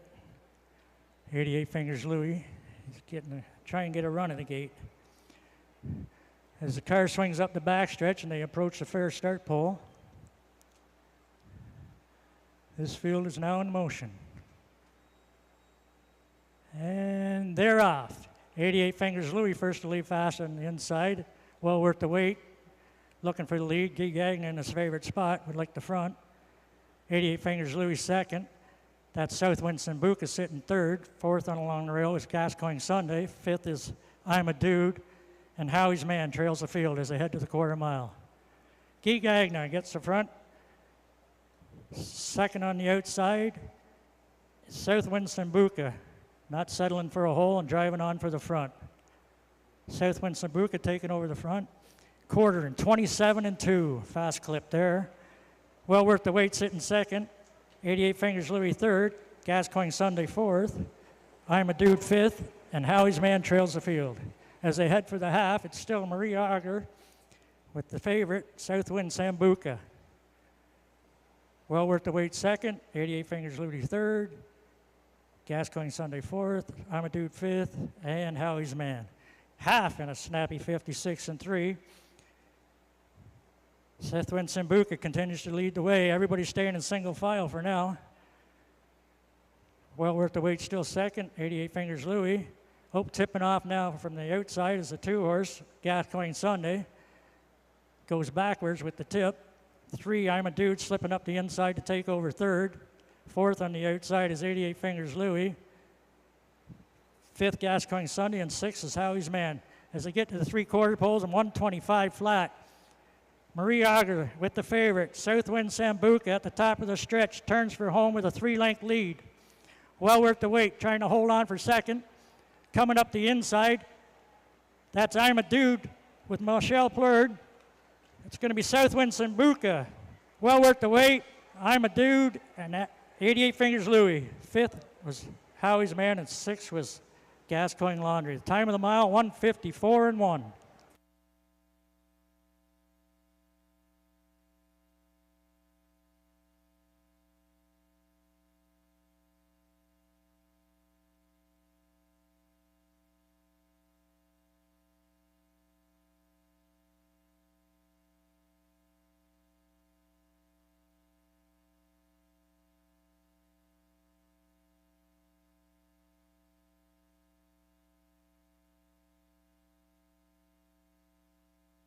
Thanks to Gord Lee for a great race call in race 4. He's part of our amateur announcing contest tonight. In the meantime, in race 4, Southwind Sambuca comes through for Marie-Claude Auger, getting that victory over a fast closing, well worth the wait. The unofficial top 4 order of finish is now displayed for race 4, going off at odds of 1-9. Number 4, Southwind Sambuca rewards his backers with a victory here for Marie-Claude Auger. Over the 6, well worth the wait, second. 3, I'm a Dude, finished third ahead of 1, 88 Fingers Louie, who was 4th. The unofficial top 4 order of finish, 4, 6, 3, 1. Please hold all tickets.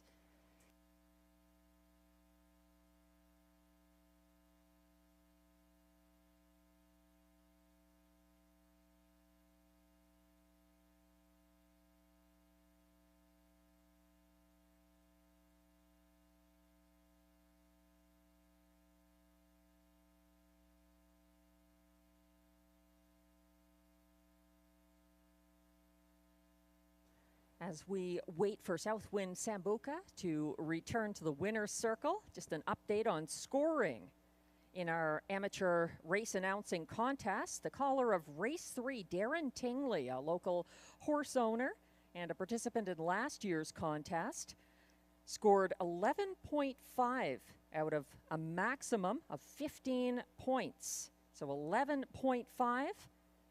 for Darren Tingley, who now leads by a full point over Robbie Robinson, who was first in tonight's contest, calling race 2. And we'll be getting scores for guest announcer Gordon Lee after race 4 is completely official. We'll go back to the judges.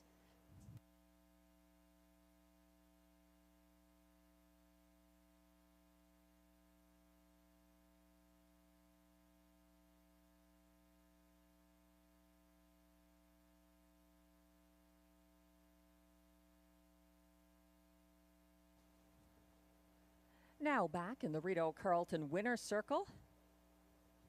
Official race 4 winner, number 4, Southwind Sambuca, a 5-year-old bay gelding by American Ideal out of Sister's Delight, owned by Gordon McDonald of Ottawa with Christopher Boland of St. John's, Newfoundland, bred by Southwind Farms, LLC, New Jersey, trained by Vic Putty, and driven by Marie-Claude Auger. Results are official for race 4. Congratulations to Southwind Sambuca. Second win of the season, 154 and 1.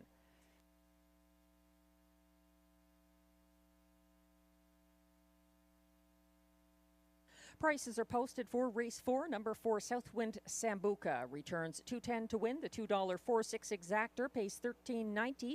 $22.20 for the $1 try, $62.10 for the $1 superfecta, 4-6-3-1. The top 4 finishers in order in race 4.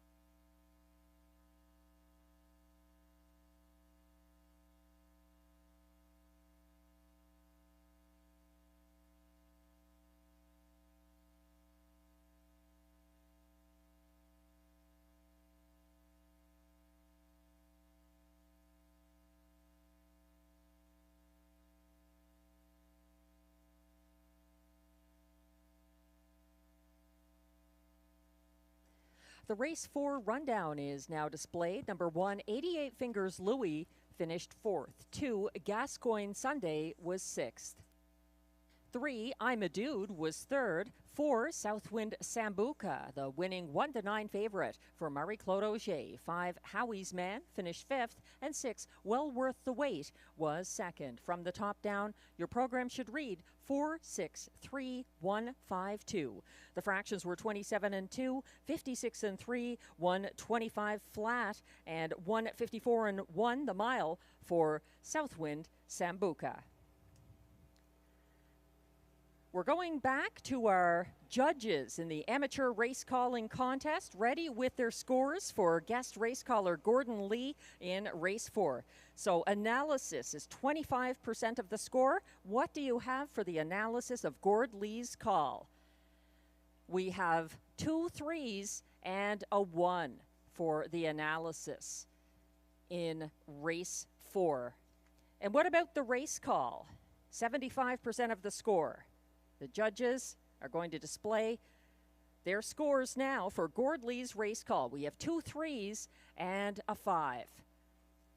Thank you, judges. Our scorekeeper tonight, tabulating everything, Peter Andrusak.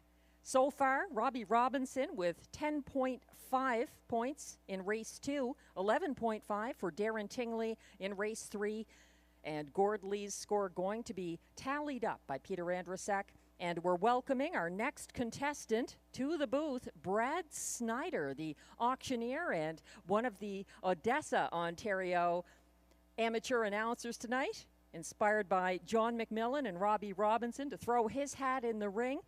Brad Snyder, your announcer for race 5.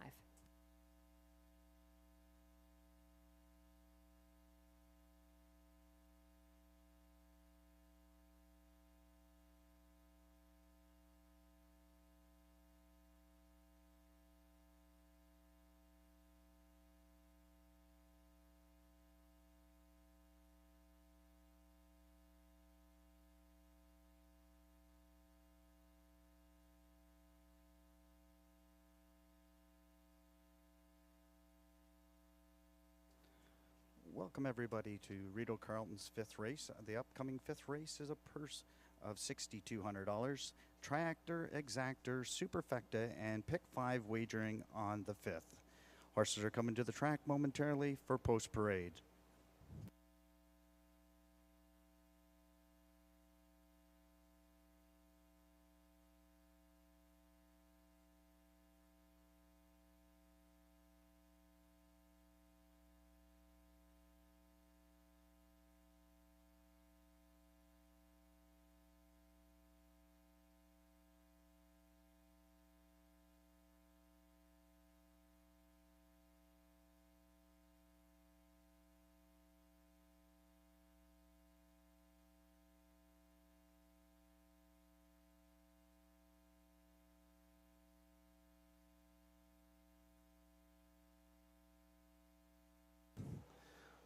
Momentarily, the horses and drivers are coming to the fifth race post parade.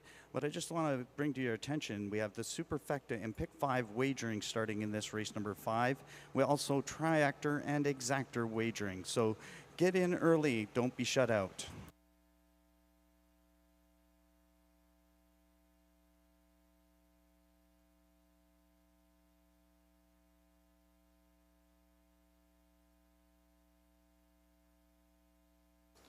Also in this fifth race, there are no program changes, so everybody is a go in the fifth race.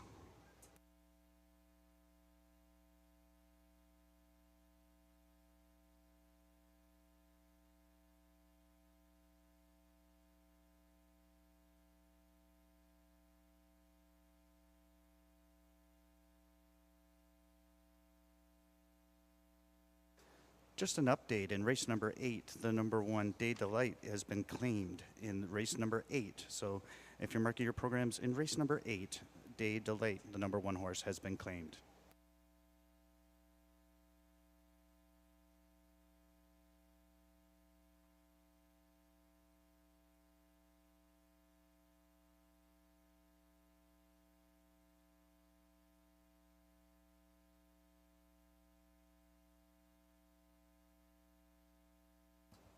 Horses and drivers are now entering the track for the fifth race. For a purse of $6,200 on the pace, Triactor and Exactor and Superfecta and Pick 5 wagering on the fifth.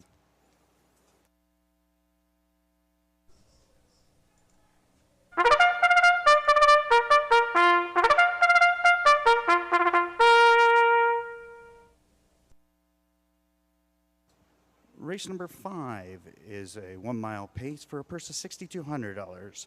Non-winners of $15,000 lifetime. Fillies and mares $18,750. Lifetime also eligible, claiming $20,000. For non-winners of $30,000. Fillies and mares $37,500 lifetime.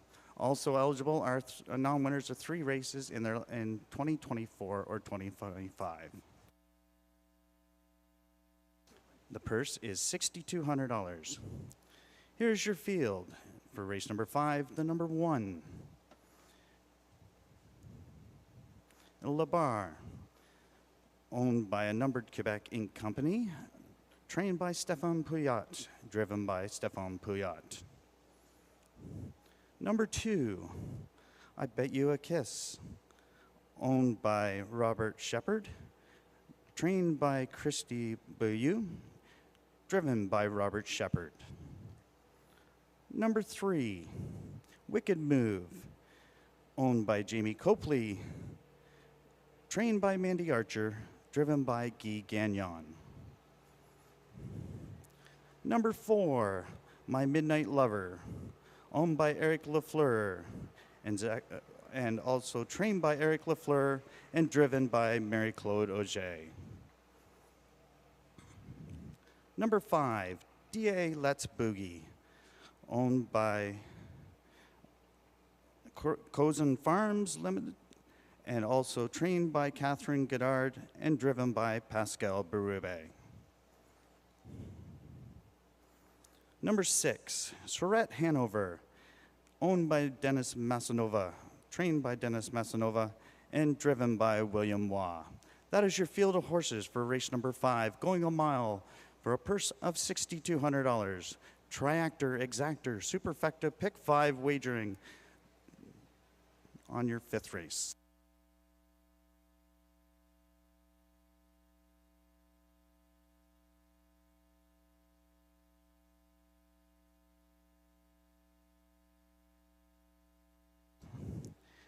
In this 5th race, the number 5 horse, DA Let's Boogie, is your favorite on board. He's the 4-5 favorite, coming off of 2 back-to-back wins here at Rideau Carleton.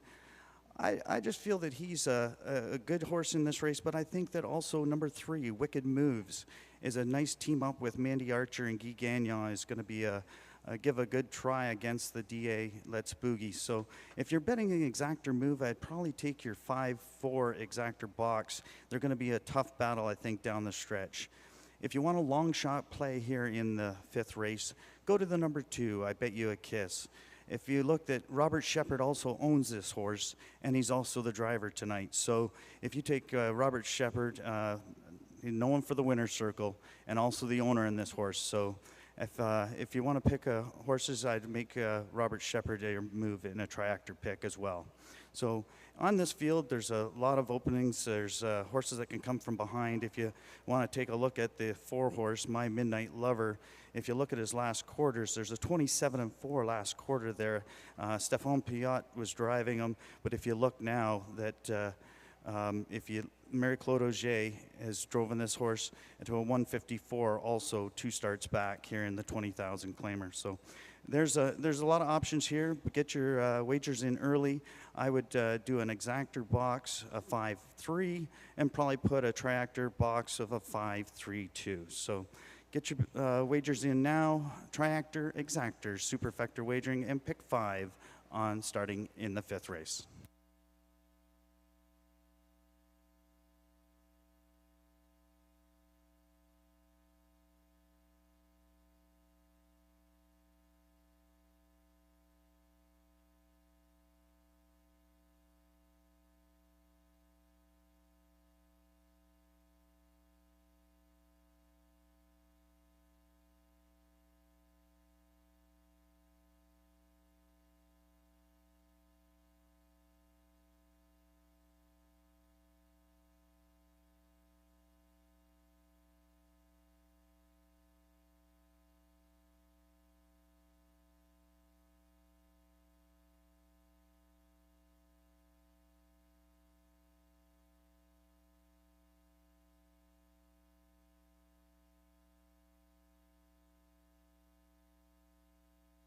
Just a few more minutes to post time for race number 5.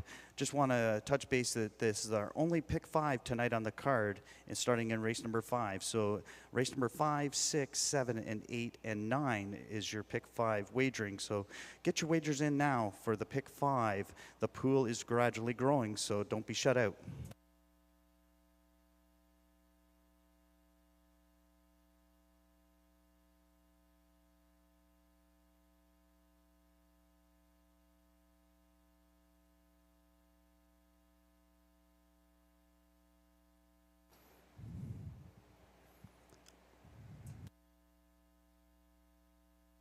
Getting close to post time. Starting gate has opened its wings. Horse and drivers are lining up to the gate in race number 5. From the rail out, number 1, La Barbe, and driver Stéphane Piot. In the 2-hole, I Bet You a Kiss, and driver Robert Shepard.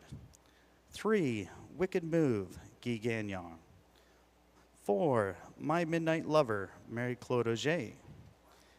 Number 5, DA Let's Boogie and Pascal Berube.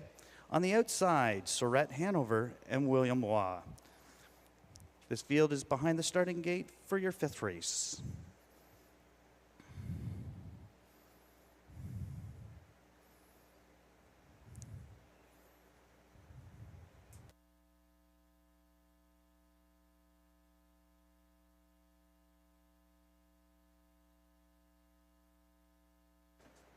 This field is now in motion. They're entered the backstretch for your 5th. They're off and pacing. Going out to the lead is I Bet You a Kiss on the inside, and down along the rail, LaBar sitting in the 2-hole. Out on the outside, we've got Wicked Moves trying to make a move, sitting second now on the outside. Third, we've got My Midnight Lover. Fourth, down along the rail, D.A. Let's Boogie, and trailing the field is Surrett Hanover. They're going down to the quarter-mile mark. Taking the lead is Wicked Moves. Moving to the front, sitting second is I Bet You a Kiss, and LaBar Hanover sitting third. To the quarter in 28 flat. It's still on top. Wicked Moves sitting second. I Bet You a Kiss. Third, we've got LaBar. And fourth, coming to the outside, is the number 4, My Midnight Lover, with Mary Claude Auger. And still on top, we've got we got Wicked Moves on top. Oh, I Bet You a Kiss, sorry, on top. And on the outside, My Midnight Lover is going to challenge to take the lead. Down along the rail, we've got Wicked Moves. And then third, we've got on the outside, D.A. Let's Boogie. Down to the half in 58 and 3. Taking over the lead on the outside. My Midnight Lover taking the lead on the inside. I Bet You a Kiss. Setting third on the outside. We got D.A. Let's Boogie. And fourth, down along the rail, Wicked Moves. And fifth is the number 6, Surrett Hanover. And the trailer is LaBar. On top is the number 4. We got Midnight Lover, My Midnight Lover on top. In second, we've got I Bet You a Kiss. And third to the outside is D.A. Let's Boogie. They're down the stretch they come. Leading the race is My Midnight Lover. Up the inside, I Bet You a Kiss. And on the far outside, the number 5, D.A. Let's Boogie. To the wire, D.A. Let's Boogie in front.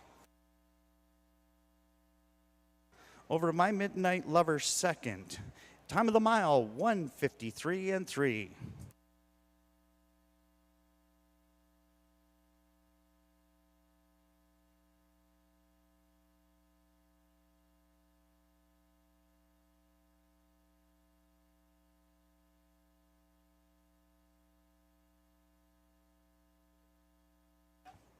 A tight finish in race 5, but number 5, D.A. Let's Boogie, gets up late for Pascal Berube over a very game, My Midnight Lover, 1:53 and 3. Race 5 kicking off the pick 5. And Brad Snyder, the race caller in race 5, doing a nice job there. He's the second last contestant in this evening's Rideau Carleton Raceway 2025 Amateur Race Announcing Contest. Taking a look at the top 4 order of finish for race 5.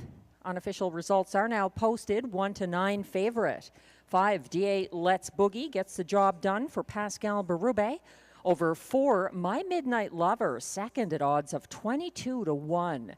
2, I Bet You a Kiss, held on for show ahead of 3, Wicked Move, fourth. 5, 4, 2, 3, the unofficial top 4 order of finish in race 5. Please hold all tickets.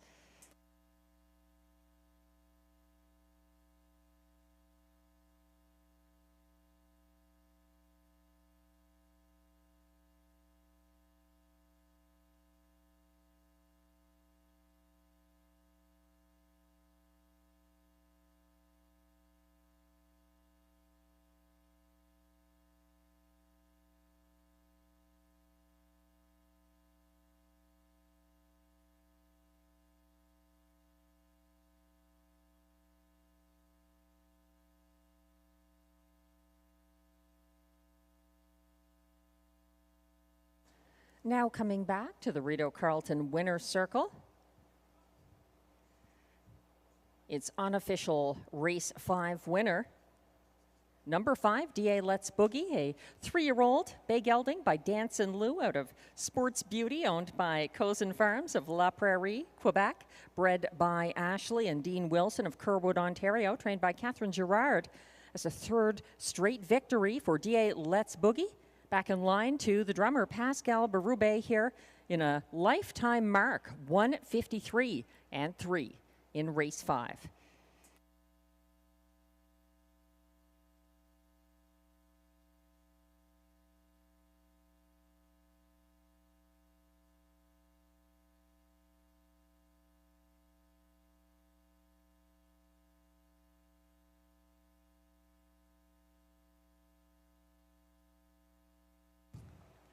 race 5 results are now official.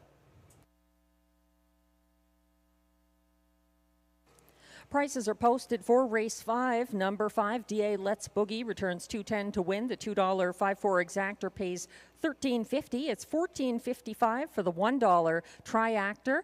5-4-2, the $1 pick 3. 2-4-5, 3 of 3 pays $89.90 for $1. It's $23.15 if you had 4 of 4 in the early pick 4 for $1.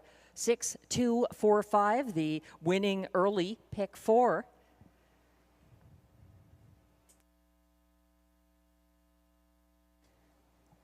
$22.40 for that $1 superfecta, 5-4-2-3, and $14.55 for the 5-4-2 $1 triactor in race 5.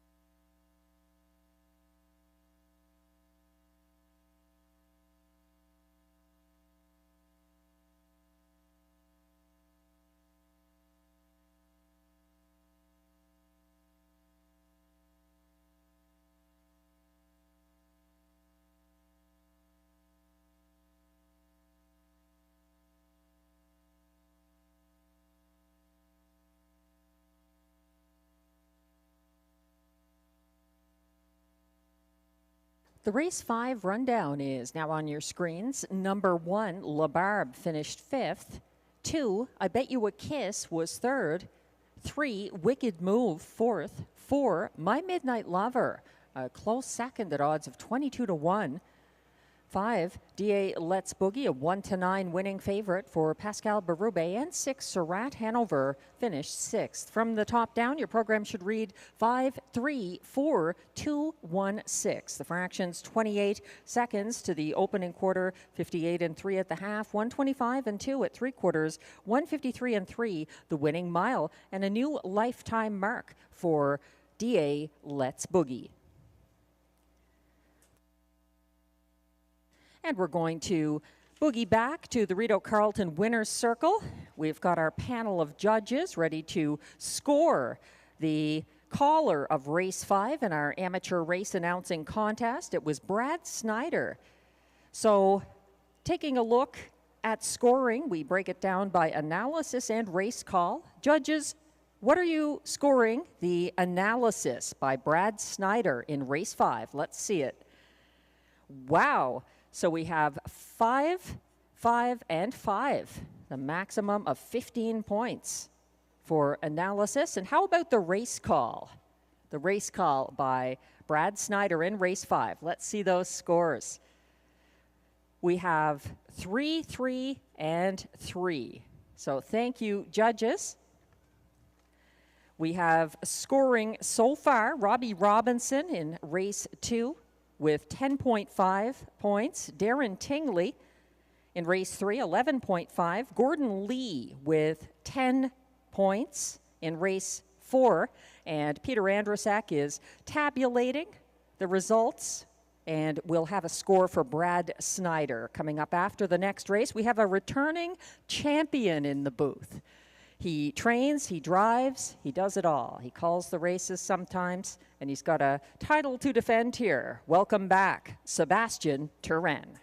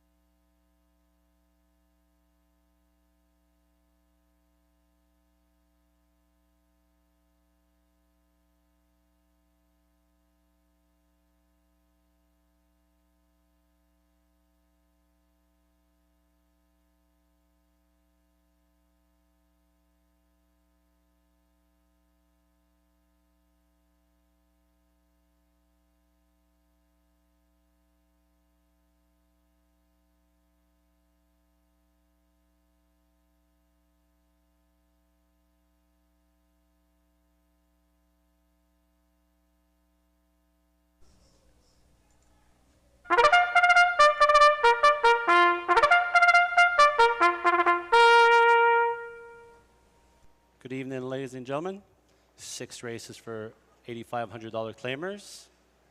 Purse of $5,600. This is a late pick 4 and the I-5. Equipment change on the 7. Dr. Mickey goes from blinkers to Swedish blind.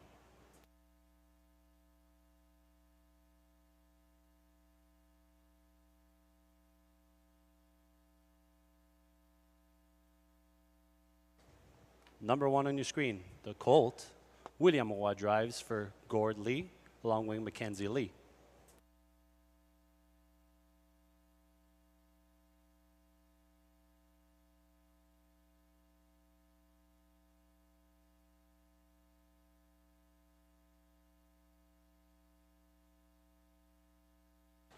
The classy veteran, Silverado, 14-year-old, number 2. Wayne Laviolette, trainer, owner, Ryan Guy in the sulky.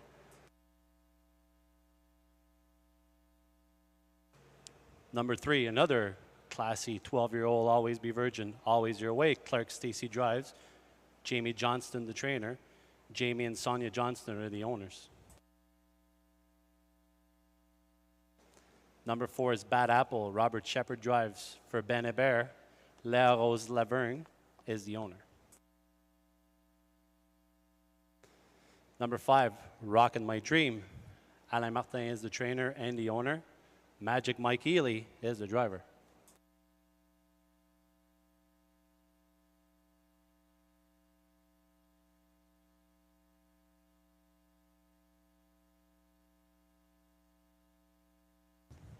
The 3 to 5 favorite, Carson Star Choice. Écurie Guy Gagnon, Seth McLeod's are the owner. Guy Gagnon drives and trains. Number 7, Dr. Mickey with the equipment change. Paul Laframboise, trainer, owner. Marie-Claude Auger drives. Number 8, Sunny Bow. Stéphane Pouliot, driver, trainer for Quebec Number Corporation. And number 9, Probert's Legacy. Pascal Berube drives for Marc-Andre Simoneau as the trainer owner.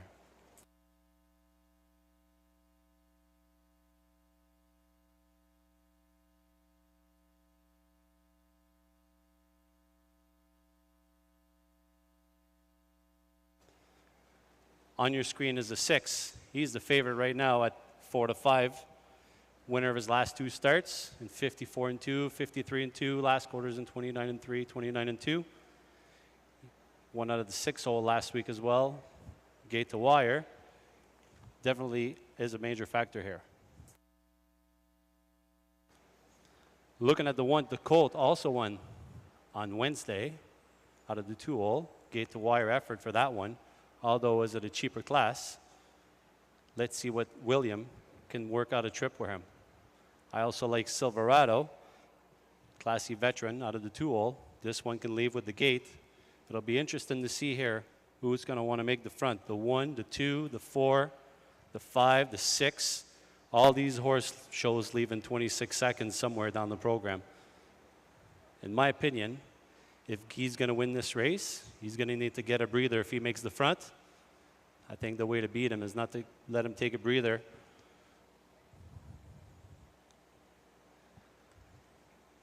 If you're looking for value, in my opinion, the 9, Probert's Legacy, has been drawn 8, 7, and 8.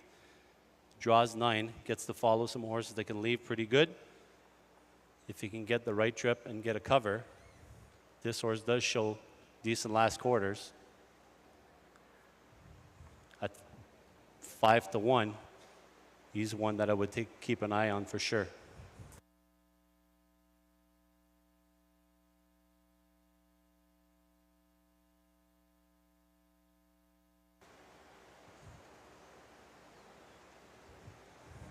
Let's see if Dr. Mickey, with the bridle change, can step up. He's been racing really good. Finished third, and second. His last 3 starts show some pretty good times. Post might be a little bit of an issue for him, but if he gets lots of speed in front, maybe this will benefit closers in this race. Don't forget, late pick 4 in this race, along with the high 5.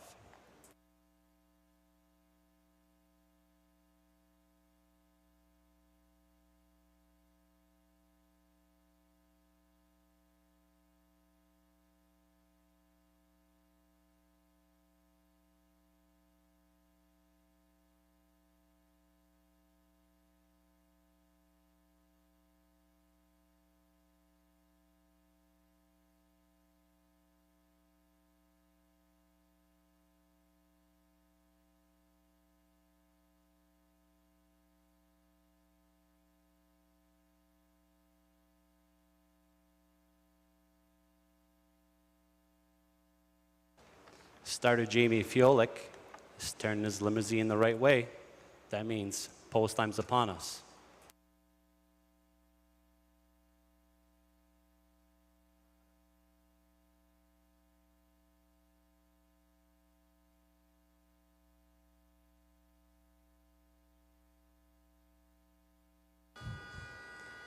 Lights are on. Horn has been blown. It's post time.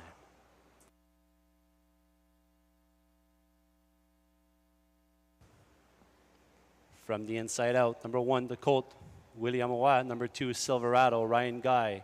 Number 3, Always Your Way, Clark Stacy. Number 4, Bad Apple for Robert Shepard. Rockin' My Dream for Mike Ely. Carson Star Choice, your favorite, at 4 to 5 for Guy Gagnon. Dr. Mickey with the bridal change, Mary-Claude Auger. On the outside, Sunny Bow, Stefan Pouliot. 1 trailer, the 9, Probert's Legacy for Pascal Berube.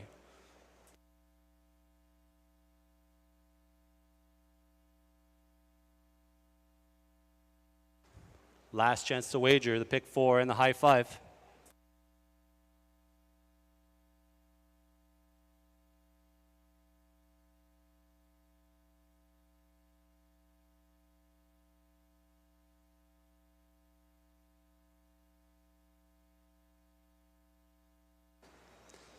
Horses are all lined up.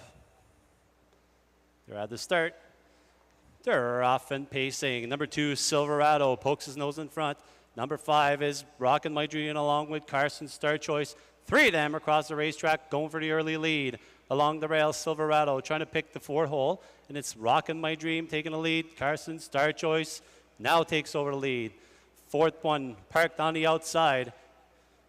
The 5th one is Probert's Legacy with Pascal Berube, Always Your Way, 6th. The 7th one, 27 and flat the opening quarter. Ryan Guy never got a hole, and he's parked out, makes the lead from Guy with Carson Star Choice. Carson Star Choice pokes the nose up front, back on the outside. Always Your Way is first up. William Roy along the rail with the Colt. Pascal Berube's plugged in along the rail. Mary-Claude Auger on the outside with Dr. Mickey, the 8th one along the rail. Probert's Legacy trailer is Bad Apple. The half was up in a leisurely 57-1, 30-1 second quarter split. Guy's got it his own way here with Carson Star Choice. Sit in the pocket is Silverado. 3rd on the outside, Always Your Way. Pinned in along the rail in 4th is Mike Ely. 5th one on the outside, Dr. Mickey. 6th one also pinned in is the Colts. 7th on the outside is the 8th. Sunny Bow, the 2 trailers, Probert's Legacy and Bad Apple. They're at 3 quarters, 125 and 2, and it's all Carson Star Choice right now. In the pocket, Silverado is on his helmet. Needing to do more, Always Your Way on the outside. Mike Ely is also 3rd, looking for room with Rockin' My Dream. Down the stretch they come. It's all Guy Gagnon with Carson Star Choice on the outside, coming ground. It's Dr. Mickey. Dr. Mickey applying the pressure, but it's all Carson Star Choice in front. Very tight for 2nd between Dr. Mickey and Silverado. Probert's Legacy come up for 4th. The mile, 154 and 4.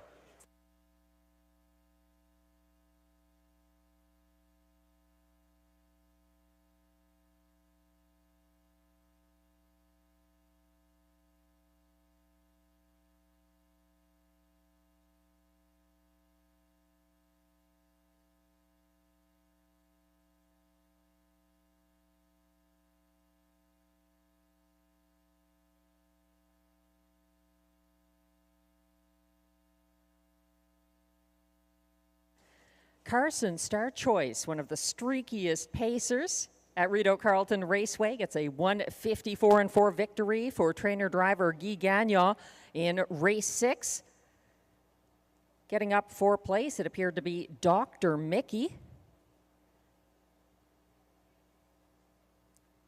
Thanks again to our guest race caller in race number 6, Sebastian Turenne, the reigning champion from last year, defending his crown with the call in race 6. And we'll get around to the judges again after we look at the official finish of race 6.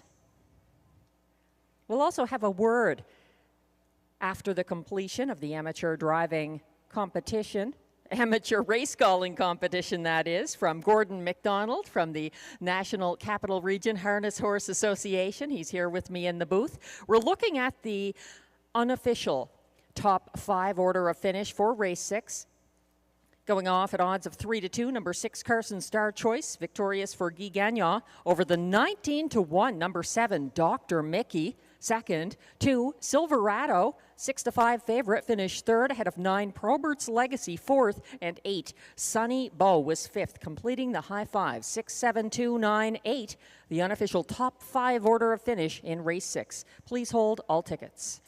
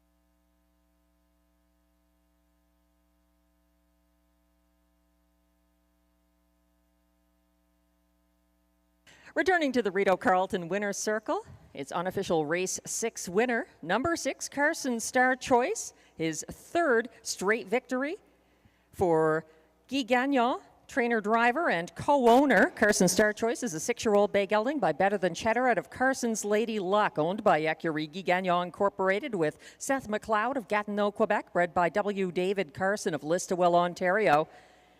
Win number 4 of the season in start number 11 this year. Carson Star Choice, 154 and 4.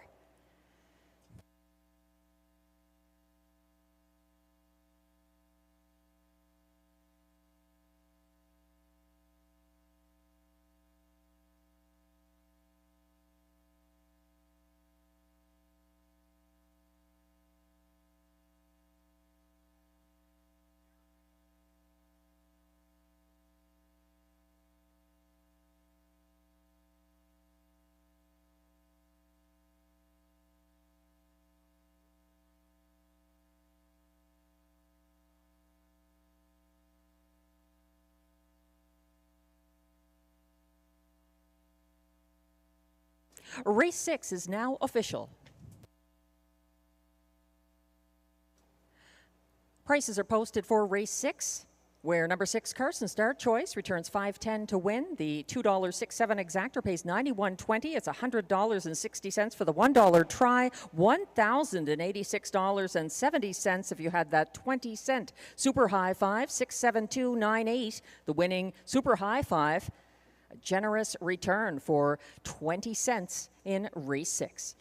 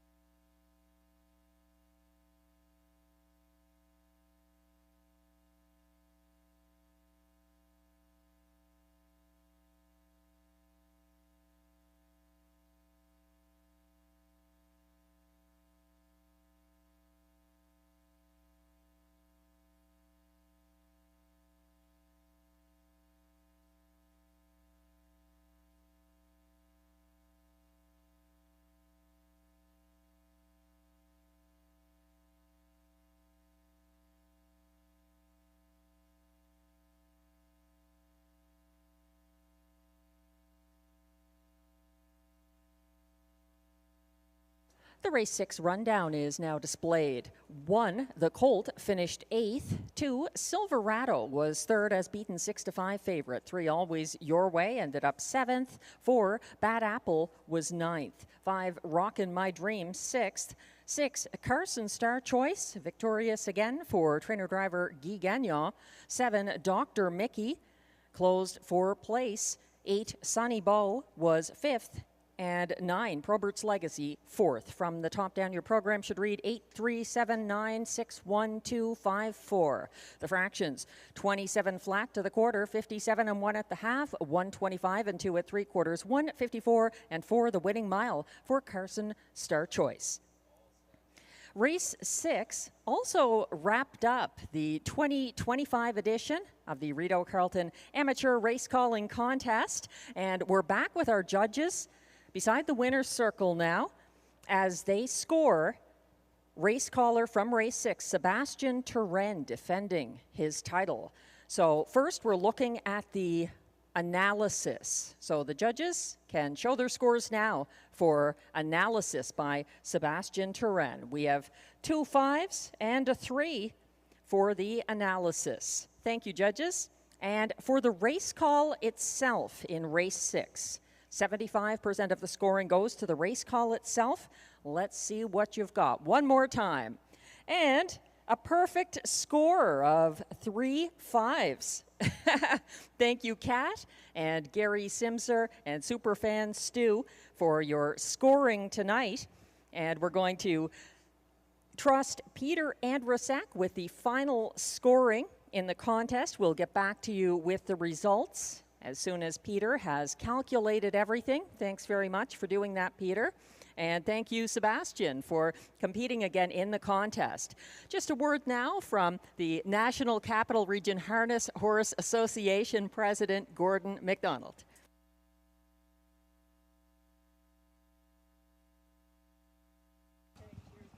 Thank you.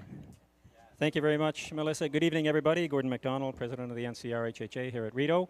I just want to congratulate each and every one of our guest announcers tonight. You did a fantastic job, starting with Robbie, Darren, Gordon, Brad, and Sebastian. It was fantastic, guys. I hope that our fans have had as much fun as we've had with this up here tonight, and as our guest announcers have had as well.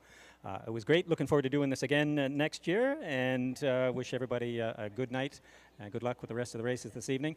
John McMillan, if you're in the backstretch, could you please come over to the winner's circle? We're going to get a photo with everybody meeting downstairs and get a photo of our guest announcers tonight. Thanks again, and thank you, Melissa, for the opportunity to address everybody this evening. All the best, folks.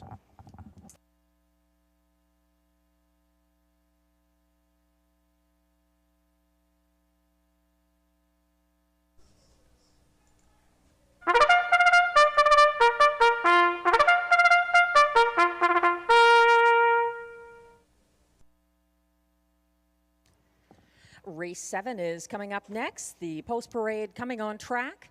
These pacers are non-winners of $3,500 in their last 5 starts, also eligible non-winners of $900 per start in their last 10 or this year. The purse is $7,000.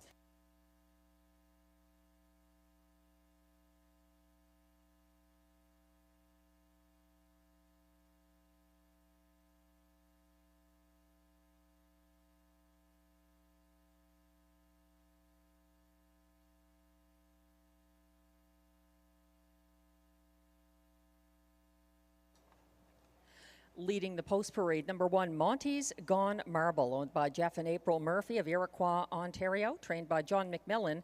Darcy Clancy gets the drive.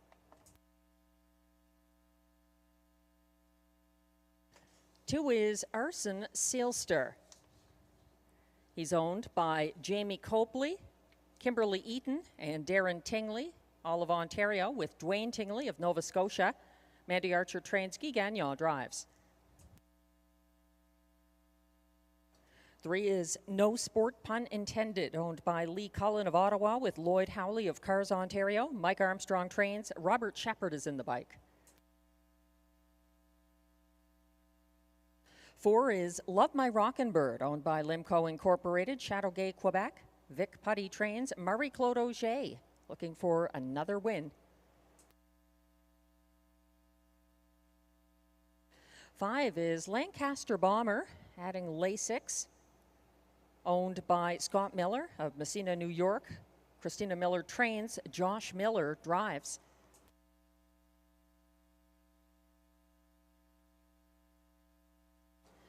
6 is the current even money favorite, Thrilling Times, owned by Gilles Plourde with trainer Karen Kroger, both of Chelsea, Quebec. Pascal Berube is in the bike.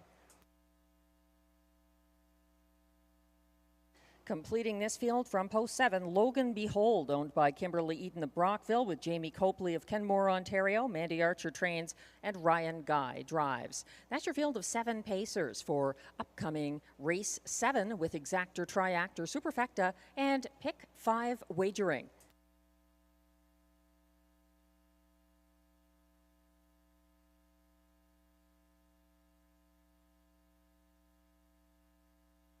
We're getting a closer look at the current 6-5 favorite, make that 3-2 favorite in race 7.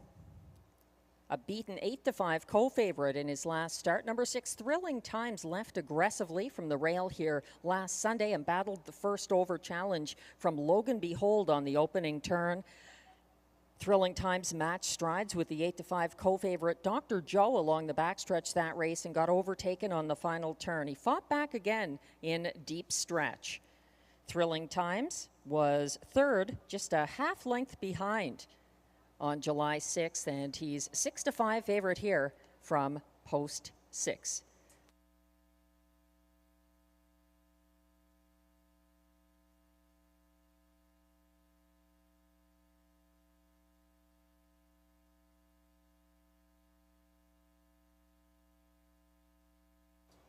Taking a look at track handicapper selections for race 7.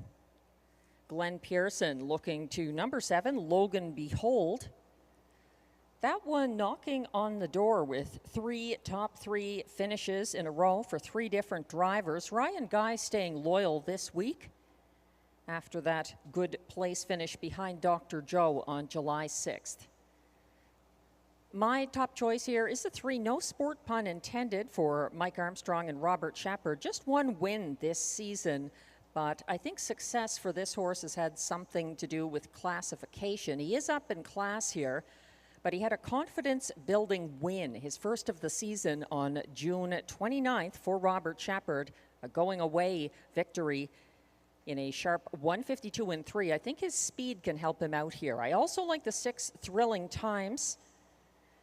That one moving down the class ladder this season. That's my second choice, ahead of number 4, Love My Rockin' Bird, Glenn's second choice. That one missed by a nose on Wednesday and makes the quick turnaround here. Glenn is completing his superfecta with number 2, Arson Sealster, and number 1, Monty's Gone Marble, 4th. I have Love My Rockin' Bird 3rd, ahead of the 7, Logan Behold, in 4th. In that superfecta ticket. Again, race 7 has exactor, triactor, superfecta, and late pick 5 wagering. Because of our 11 races, we do have another pick 5.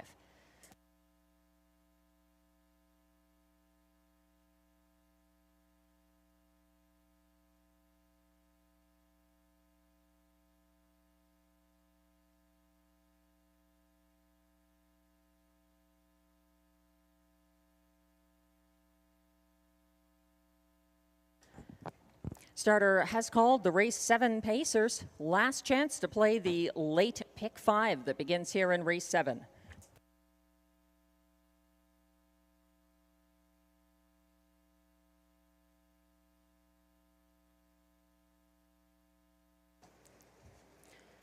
Pacers are lining up. 1 is Monty's Gone Marble, Darcy Clancy. 2, Arson Sealster, Guy Gagnon. 3, no sport pun intended, Robert Shepard. 4, Love My Rockin' Bird, Marie-Claude Auger. 5, Lancaster Bomber, Josh Miller. 6, Thrilling Times, Pascal Berube, the current 7-5 favorite. And on the outside 7, Logan Behold for Ryan Guy. They're lined up on the turn.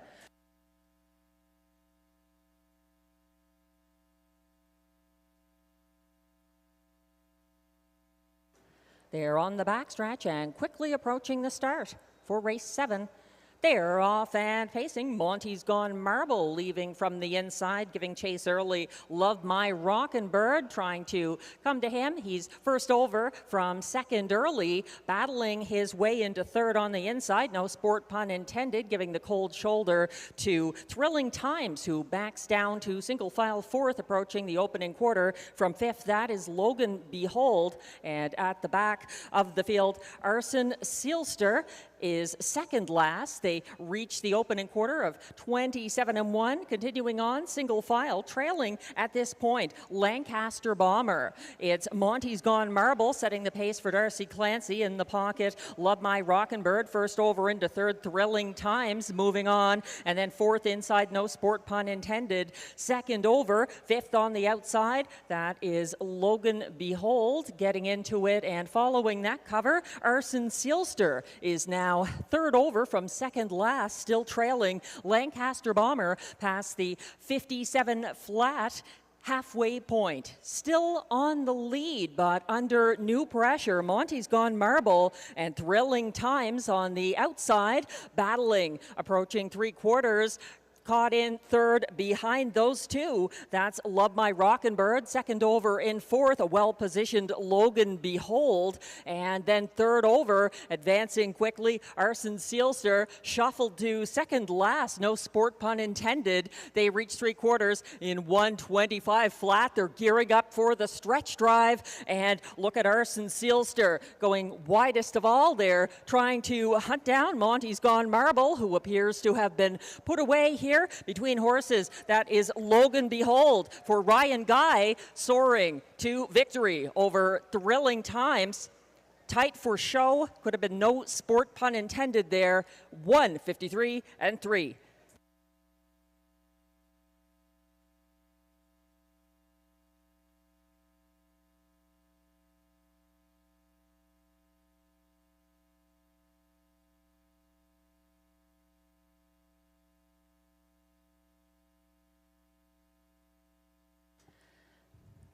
Monty's Gone Marble set the pace, but was swallowed up in the stretch drive by a wall of closers.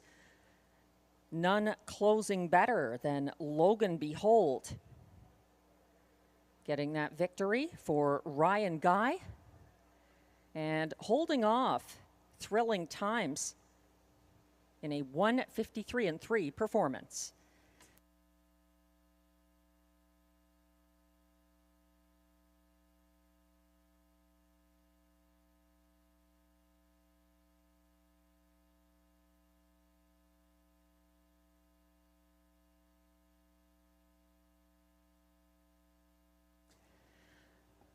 The unofficial top four order of finish is now on screen for race 7. At odds of 3-1, number 7, Logan Behold gets a win for Ryan Guy over beaten 2-1 favorite, number 6, Thrilling Times. Second, closing for show, that was the 3, no sport pun intended, ahead of fourth place, number 2, Arson Sealster. 7-6-3-2, the unofficial top four order of finish in race 7. Please hold all tickets.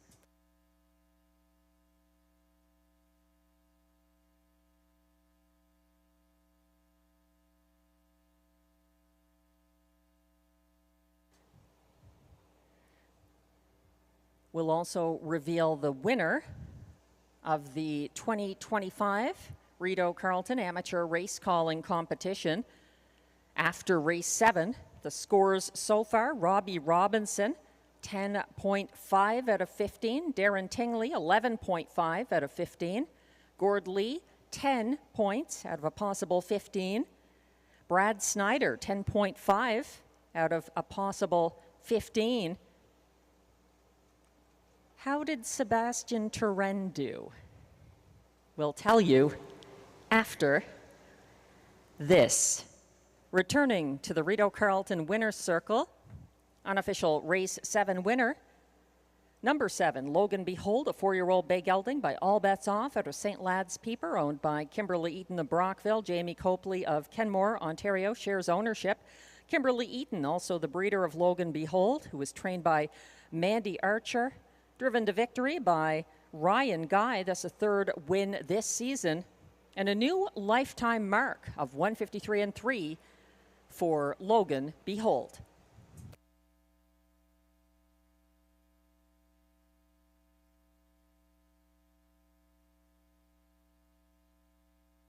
Race 7 results are now official. Prices are posted for race 7. Number 7, Logan Behold, pays $8.10 to win. The $2.76 exactor pays $36 and change. 4 of 4, 4, 5, 6, 7. The $1 pick 4 returns just $20.70. The $1 triactor, $65.35 for the 763, $1 ticket, and $218.30 if you had the $1 superfecta, 7632.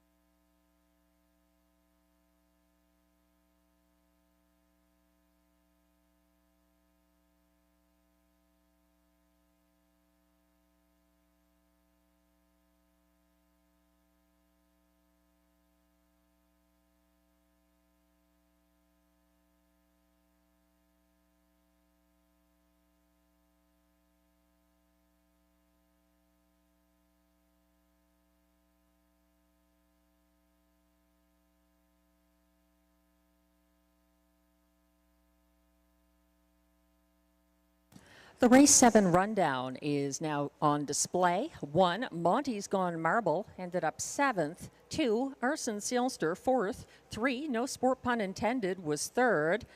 Beaten 2-1 co-favorite. Number 4, Love My Rockin' Bird, was 5th. 5, Lancaster Bomber, 6th. 2-1 co-favorite number 6, Thrilling Times, was 2nd. And 7, Logan Behold, the race winner for Ryan Guy. From the top down, your program should read 7, 4, 3, 5, 6, 2, 1. The race 7 fractions, 27 and 1, 57 flat, 125 flat, 153 and 3, the winning mile, and a lifetime mark for Logan Behold.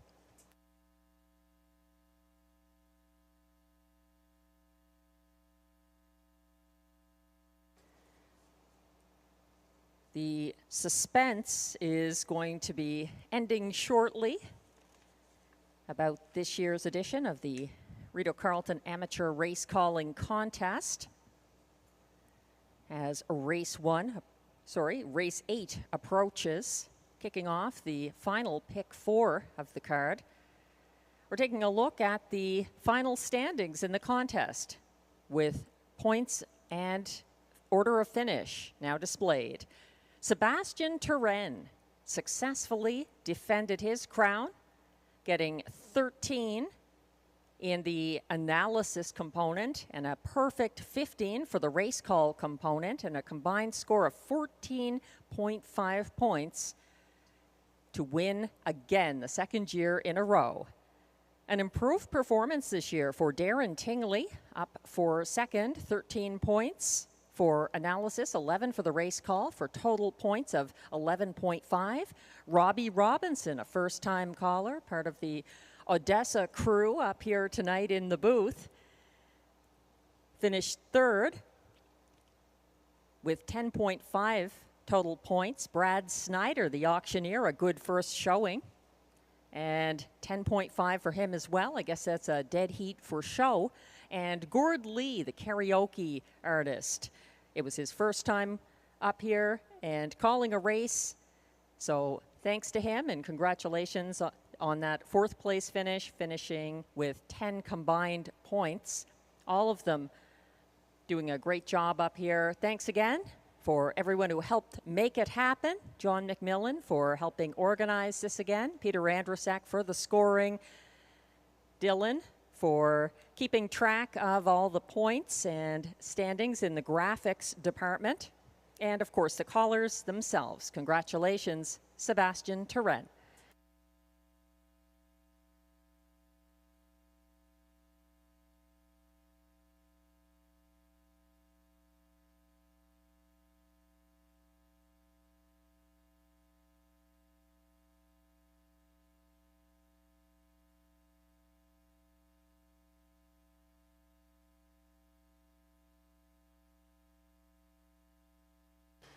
Race 8 coming up next has a claim entered on number 1, Day Delight, the current 1-2 favorite. He was claimed July 6th and is now racing for trainer Mandy Archer, driver Robert Shepard. So number 1, Day Delight, understandably the betting favorite here. He's been sensational lately. Front-end loving horse gets a perfect post and has 3 straight sub-152 victories on the front end here at Rideau Carleton. He loses his winning driver, however, Marie-Claude Auger, moving to the 7, Bayfield Beach, overlooked at 10-1 right now, as we see the horses coming on track for the race 8 post parade.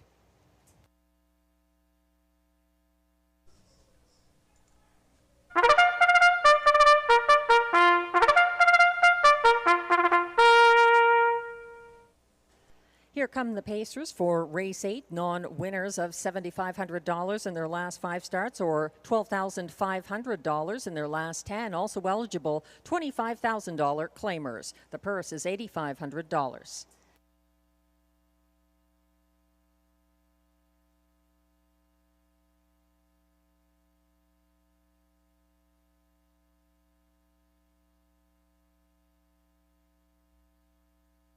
Leading the post parade with a claim entered, the current 1-2 favorite, number 1, Day Delight, owned by Jamie Copley of Kenmore and Kimberly Eaton of Brockville, Ontario, with Muriel Smith of Chesterville, Ontario. Mandy Archer trains, Robert Shepard drives. 2 is Flash Cube, owned by Yvonne Mondu of Morin Heights, Quebec, trained and driven by Guy Gagnon. 3 is Smiling Billy the Kid, owned, trained, and driven by Benoit Hubert of Papineauville, Quebec. 4 is Duck Dynasty, owned by a numbered Quebec corporation of Gloucester, Ontario, with Santo Barilla of Metcalfe, Ontario, trained and driven by Stéphane Pouliot. 5 is Betts Beach, owned by Gina Bragagnolo with trainer Yves Tessier, both of Trois-Rivières, Quebec. They share ownership with Jean Allaire of Montreal. Pascal Berube drives. 6 is Woodmere Gaelic, owned by Antonio DeMario, Antonio Belfiore, both of Sudbury, with Melanie Leach of Keptville, Ontario. Steve Belil trains, Clark Stacey drives.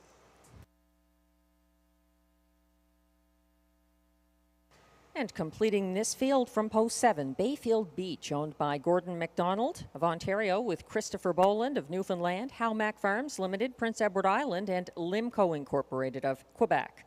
Vic Putty trains, Marie-Claude Auger is in the sulky.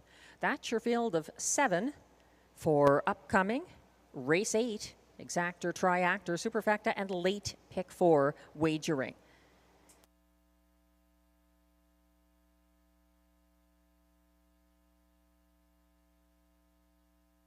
For those playing the final pick 4 sequence, note that in race 9, the 5 Dakota Shadow goes from blind to blinkers and 6 Big Pete style. In race 9 is a judge's scratch weather. No changes in race 10, but in race 11, number 5 Control the Power is a judge's scratch transportation, and the 9 Stonebridge Hermes in race 11 has a catch driver, Pascal Berube, going to be driving Stonebridge Hermes in upcoming race 11, the last of the night, the concluding leg to the pick 4 that kicks off here in race 8. We're looking at 1-2 favorite, Day Delight. There's really nothing to add about how strong he's been lately with those back-to-back-to-back wins by eye-catching margins at sub 152 speed.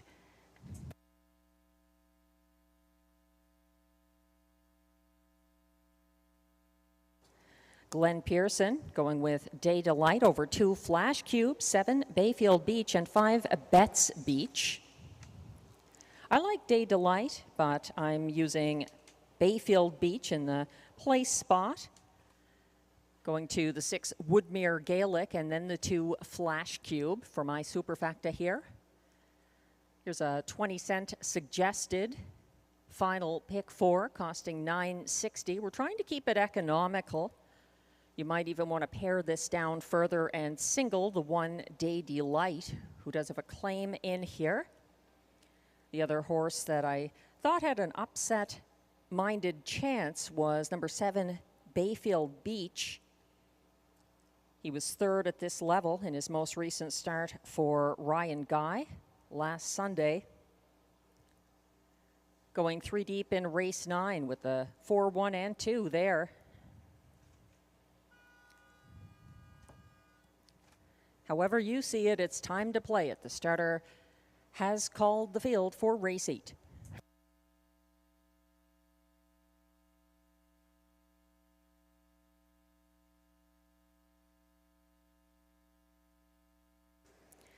They're gathering behind the gate now. 1 is Day Delight for Robert Shepard. 2, Flash Cube, Guy Gagnon. 3, Smiling Billy the Kid, Benoit Hubert. 4, Duck Dynasty, Stéphane Pouliot. 5, Betts Beach, Pascal Berube. 6, Woodmere Gaelic, Clark Stacey. And on the outside, 7, Bayfield Beach, Marie-Claude Auger. They're all in line.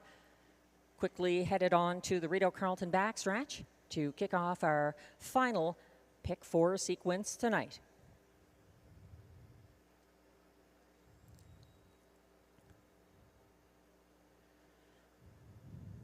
They're off and pushing the gate away. Duck Dynasty making an early move for Stefan Pouliot, battling back early. Day Delight and Robert Shepard on the inside, but they're going to take a seat momentarily, because they're out again. Day Delight not willing to sit the pocket. He's out again to circle Duck Dynasty. Following from third, that's Flash Cube. And a little further back in fourth in the early going, Betts Beach. A contested opening quarter with new leader Day Delight on the engine past that 27 flat opening panel. And speaking of opening, he's got a 3-length advantage now over next closest Duck Dynasty from third, Flash Cube. Fourth is Betts Beach, since a 4-length gap back to fifth place, Smiling Billy the Kid.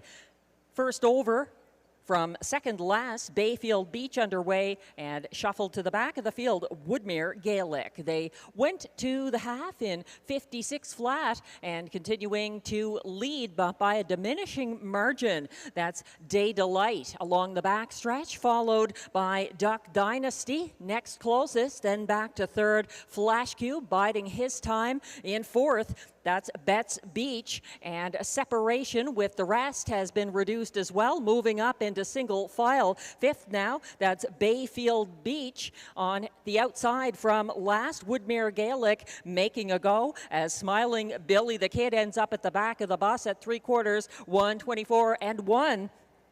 Still leading the way, Day Delight has got some work to do to fight off the closers. Up alongside, Duck Dynasty looms large, and it's surging late to get the upset here. It's going to be Betts Beach for Pascal Berube, going away by about 3 lengths over Duck Dynasty.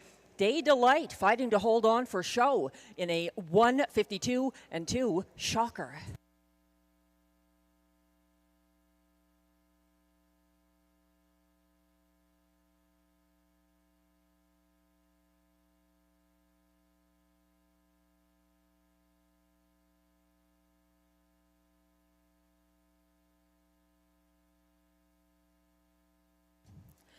Day Delight sees his win streak come to an end after leading most of the mile in race 8.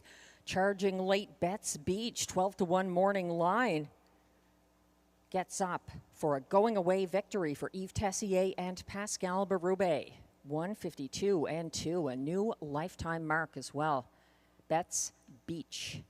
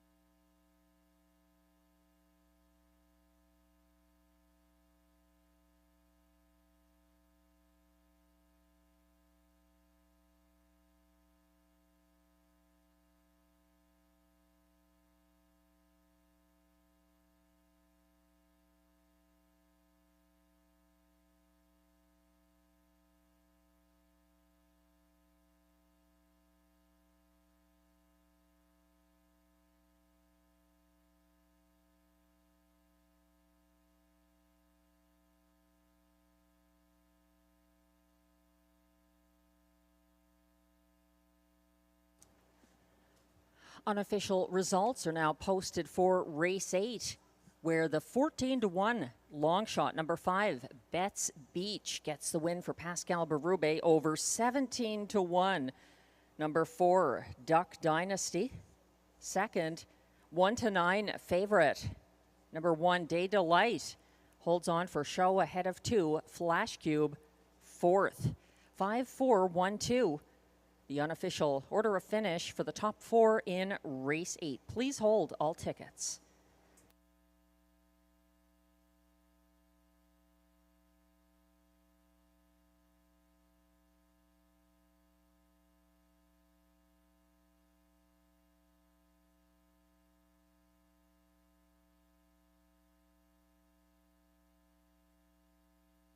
Now back in the Rideau Carleton Winner's Circle. After a spectacular upset in race 8, number 5, Betts Beach, a 5-year-old bay gelding by All Bets Off out of Blue Beach Girl, owned by Gina Bragagnola with trainer Yves Tessier, both of Trois-Rivières, and Jean Lair of Montreal, bred by Pierre Leclerc of Quebec. Betts Beach was driven to victory by the drummer Pascal Berube. That's win number 3 of the season, and a new lifetime mark, 152 and 2, Betts Beach, much the best.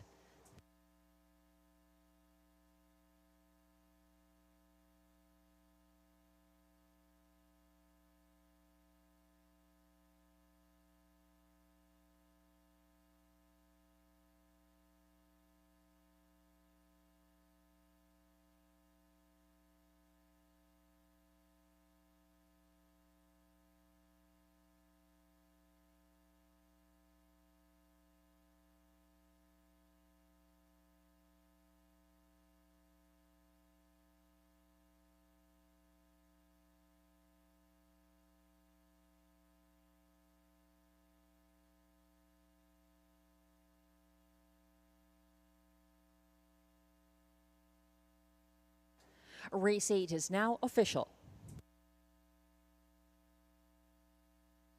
Prices are posted for race 8, where number 5, Betts Beach, returns $30.20 to win. The $2 5-4 exactor, $288.80. $267.95 for the 5-4-1 $1 triactor, and the $1 superfecta 5-4-1-2 combination pays $711.30.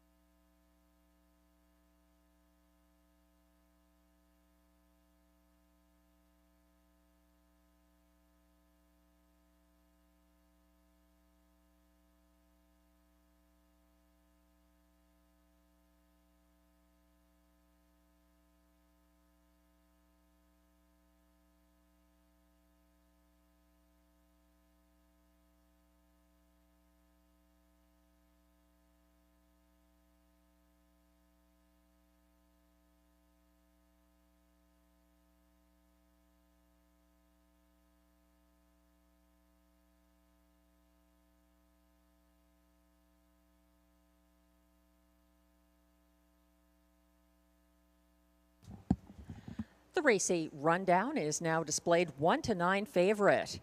Number 1, Day Delight, was third, ahead of 2, Flash Cube, fourth. 3, Smiling Billy the Kid, was sixth in a dead heat. 4, Duck Dynasty closed for place. 5, Betts Beach took a new lifetime mark of 152 and 2, winning for Pascal Berube. 6, Woodmere Gaelic was sixth in the dead heat with the 3, and 7, Bayfield Beach was fifth. From the top down, your program should read 3, 4, 6 DH, 2, 1, 6 DH, 5. The fractions 27 even, 56 even, 124 and 1, 152 and 2. The new mark for Betts Beach.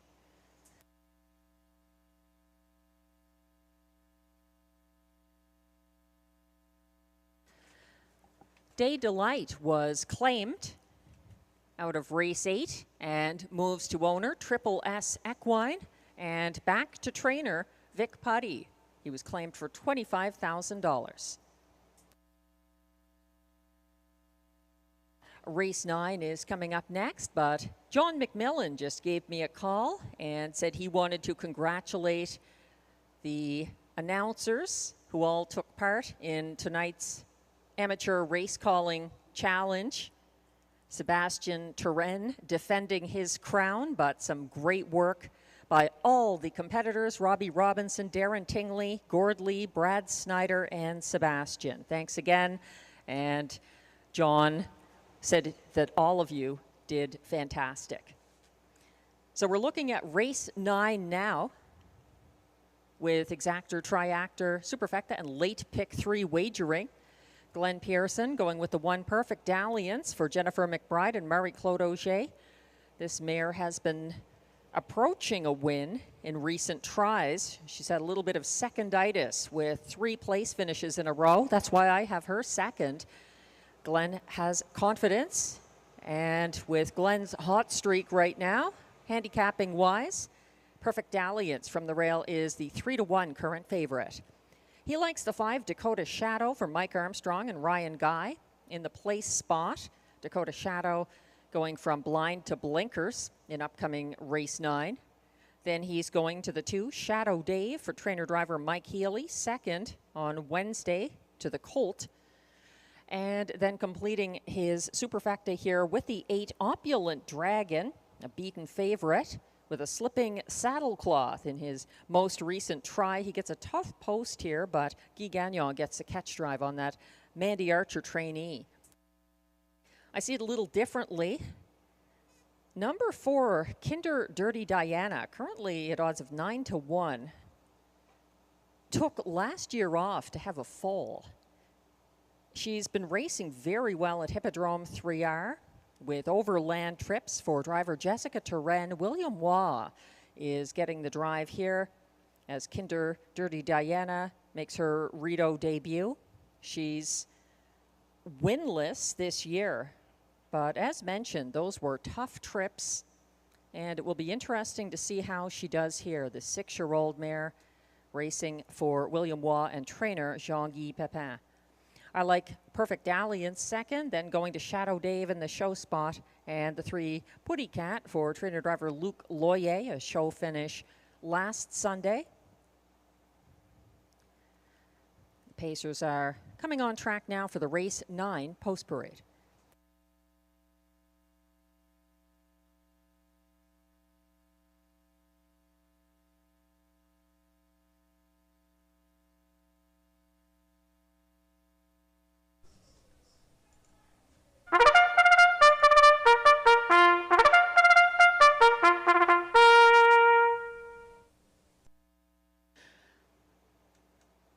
Race 9 on the pace. These horses are coming on track now. Non-winners of $200 per start in their last 10 or a race in 2024-2025. Allowances for fillies and mares. Also eligible $8,500 claimers for non-winners of $2,000 in their last 5 starts or a race this year. The purse is $5,200.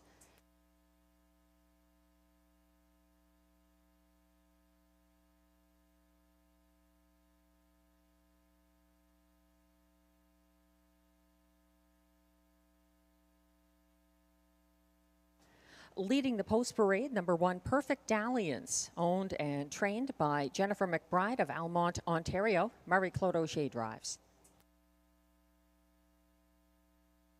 2 is Shadow Dave, owned by Anne Lemarand of Gatineau, Quebec, trained and driven by Mike Healy.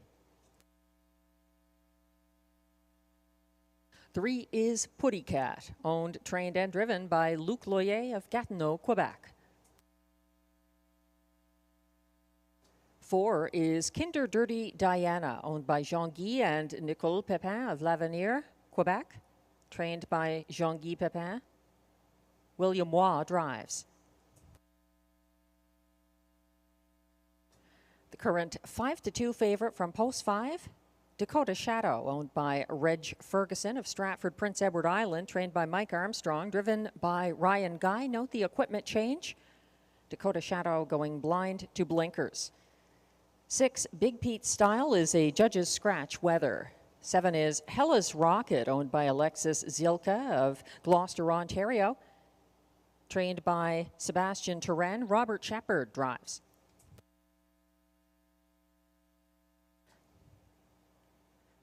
8 is Opulent Dragon, owned by Jamie Copley and Kimberly Eaton of Ontario.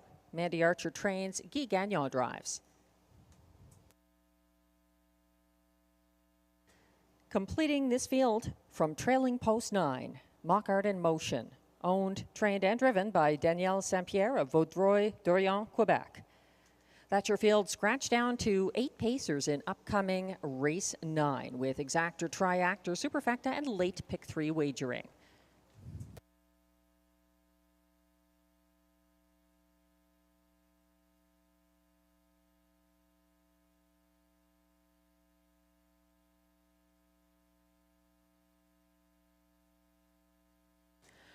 Just a word for those playing Tammy Forgie's free-to-play Saturday night handicapping contest in the Trackside Simulcast Lounge. The jackpot of $100 was hit last night, so $100 is on offer again this coming Saturday night. It's free to play. You must be on track to enter and collect your winnings if you're the lucky handicapper. We're looking at the 2-to-1 favorite right now, a selection from Glenn Pearson. Number 1, Perfect Dalliance. She backpedaled to last on the first turn. Sunday, skimmed the pylons on the second turn, advancing into 4th on the backstretch. Collared Putty Cat in the stretch drive and has some post relief here. Perfect Dalliance. She's 0 for 15 this year. That could change soon.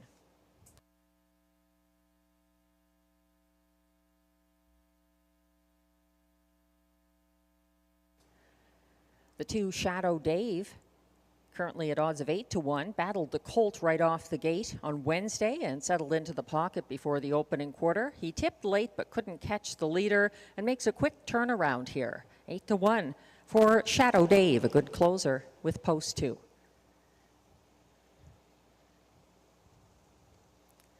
I like the 4 here, Kinder Dirty Diana. She's a spot play though, because she doesn't have a lot of experience at Rideau Carleton. Kinder Dirty Diana is making her debut for driver William Waugh, who had 3 wins here on Wednesday. Kinder Dirty Diana closed wide in both of her latest starts at Hippodrome 3R to hit the board for a different driver, Jessica Turenne. This is, in fact, her first Ottawa start. She didn't race last year because she had a foal. That's the 4, Kinder Dirty Diana, 7-1 right now. They'll be lining up shortly for race 9. Don't get shut out. Wager now.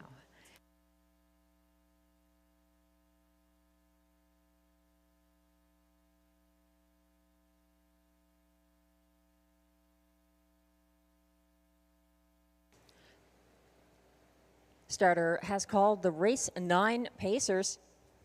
They're lining up now.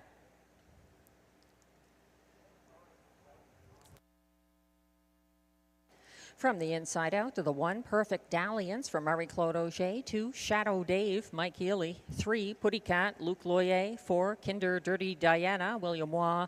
5, Dakota Shadow, Ryan Guy. 6, Big Pete Style is scratched. 7 is Hella's Rocket for Robert Shepard. On the outside, 8, Opulent Dragon, Guy Gagnon. And from the trailing post 9, Mock Art in Motion, Danielle Saint-Pierre. The field is on the turn.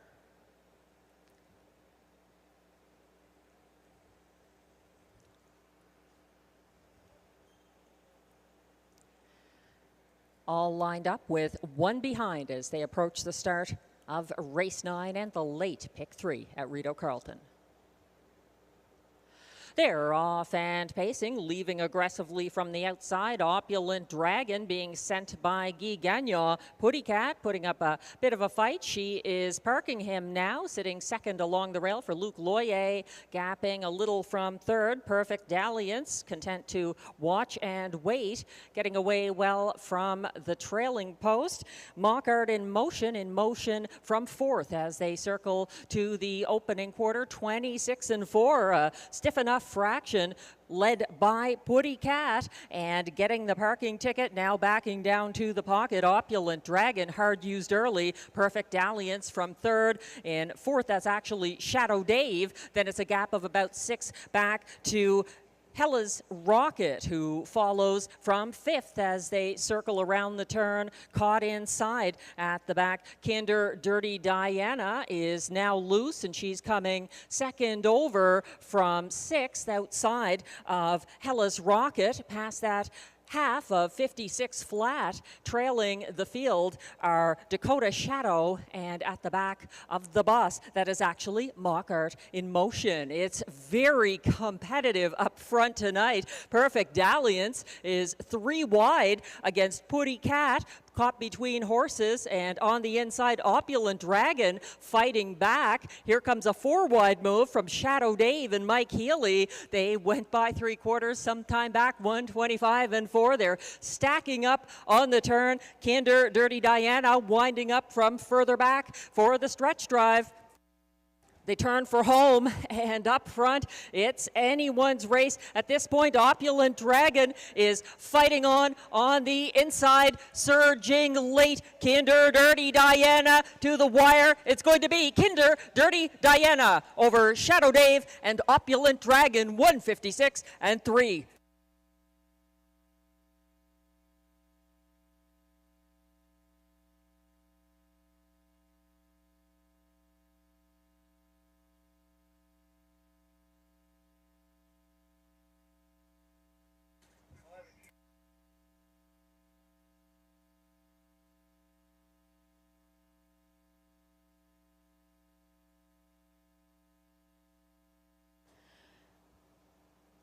The judges are reviewing race footage concerning 8 Opulent Dragon, possibly leaving the course after the half. He finished third here behind Shadow Dave and winner Kinder Dirty Diana. William Waugh getting the daughter of Sunshine Beach to the wire in 156-3 in race 9.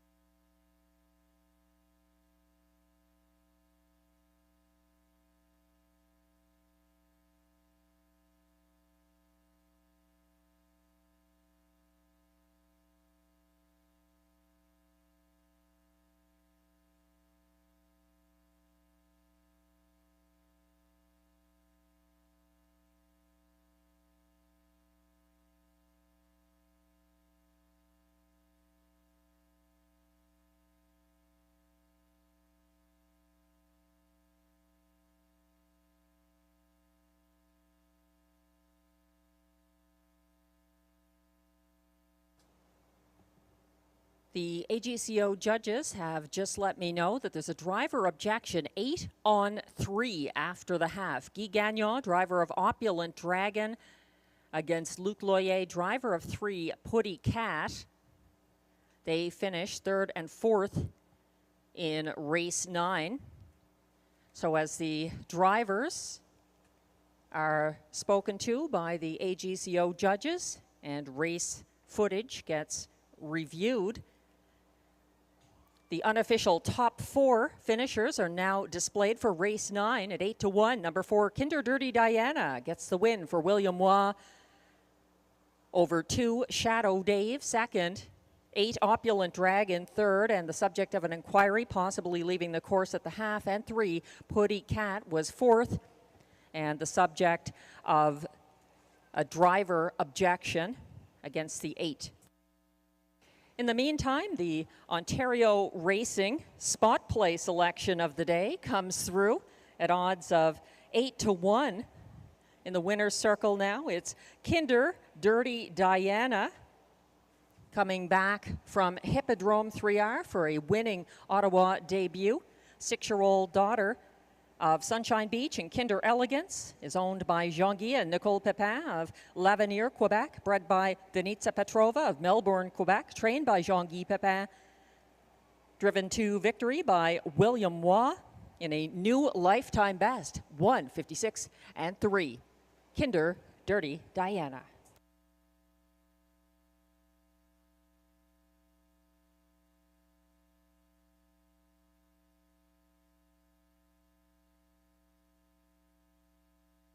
Race 9 results remain unofficial. 4-2-8-3, the unofficial top 4, as judges review action near the half. Opulent Dragon possibly leaving the course, and Guy Gagnon lodging a driver's objection against Luc Loyer, the driver of the 3 Putty Cat. Please hold all tickets.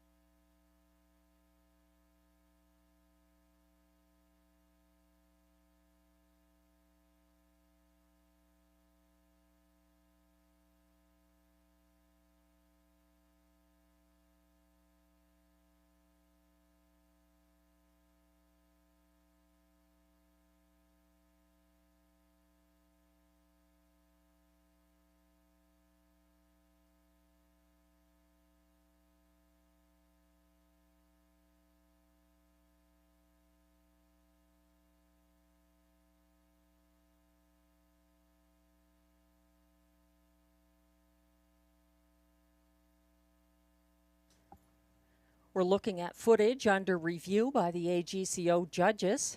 Number 8, Opulent Dragon for Guy Gagnon on the inside. On the outside is 3, Putty Cat for Luc Loyer. Judges are looking at whether Opulent Dragon left the course, and Guy Gagnon also lodged a driver's objection against Luc Loyer, driver of Putty Cat. Getting very close there. So we'll wait for the judges' decision on these 3rd and 4th place unofficial finishers in race 9.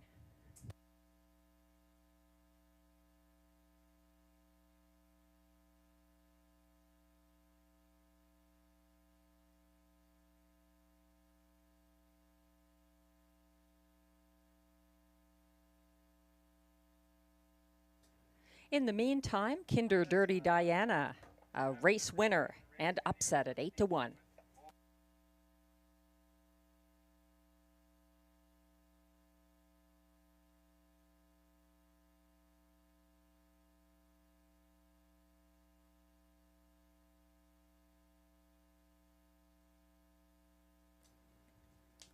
The AGCO judges have just informed me that the driver objection 8 on 3 was upheld in race 9. However, there will be no change to the order of finish. The 8 finishing ahead of the 3.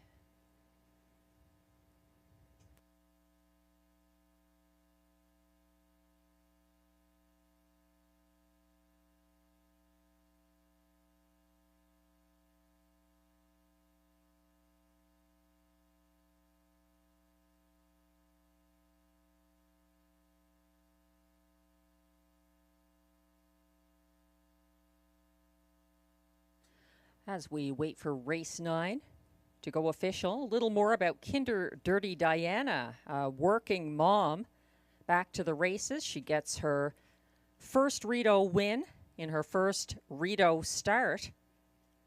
Her foal, born on April 23rd, 2024, is named Miss Fastiny.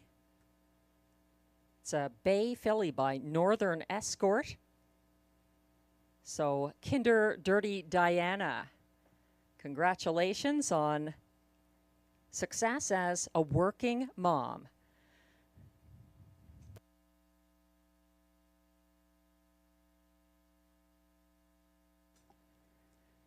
Race 9 is now official.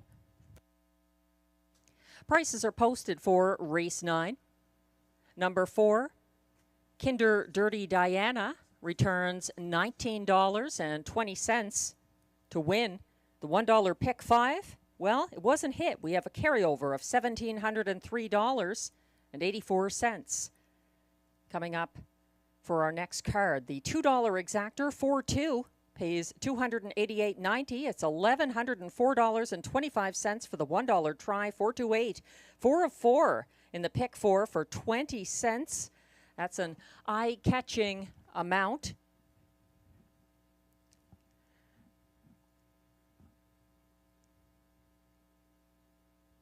That pick 4, $2,564 for the winning 20 cents, 6754, 4 of 4 ticket.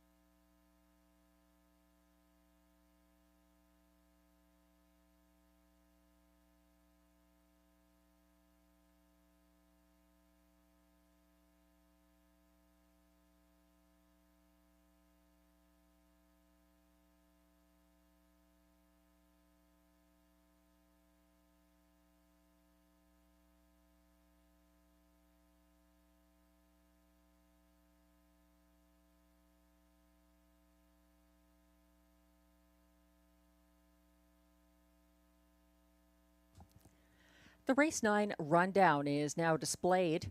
3-2 favorite from the rail. Perfect Dalliance finished 8th.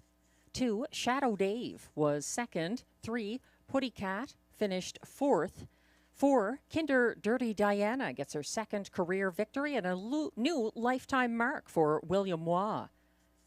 5, Dakota Shadow was 7th. 6, Big Pete Style was a judge's scratch weather. 7, Hellas Rocket was 6th. 8, Opulent Dragon finished 3rd. And 9, Mockart in Motion was 5th. From the top down, your program should read 82417, scratch 635. The fractions 26 and 4, 56 flat, 125 and 4, 156 and 3. The lifetime mark set by Kinder Dirty Diana.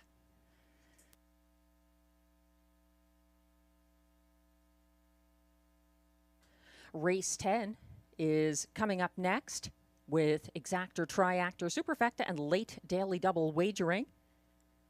A claim entered on the 1 Better at High Tide. That's Glenn Pearson's top selection here, the Mandy Archer trainee in line to Robert Shepard. I like the 3 Time to Dancing. Some horses are overdue a long time. I think this is one of them for trainer-driver Stéphane Pouliot. He's 4th in Glenn's Superfecta. Glenn likes number 4, Make It Come True, in the place spot. I'm using that one 4th in my Superfecta. He likes the front end and has been getting edged out in the last couple of tries. I'm using Better at High Tide 2nd in my ticket, and Glenn and I both agree on the 2 Lady for Dollar in the show spot for trainer John McMillan and driver Marie-Claude Auger.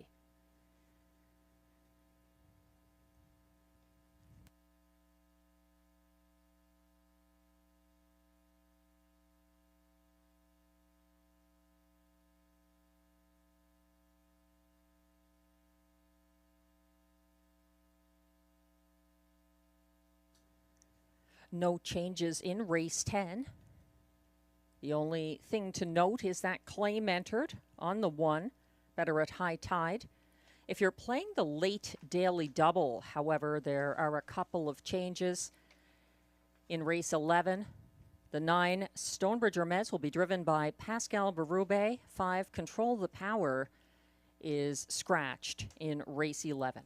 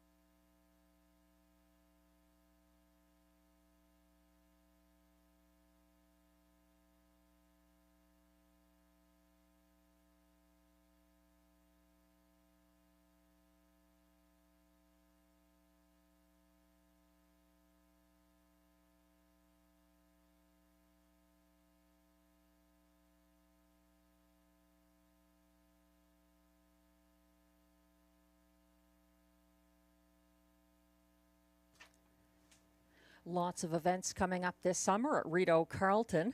Tonight was our 2025 amateur race calling competition. Congratulations to all who took to the microphone tonight, and congratulations to repeat champion Sebastian Turenne. Coming soon to a sulky on the track once again here at Rideau Carleton. Coming up soon, we've got the 2025 Hard Rocking Summer Claiming Series.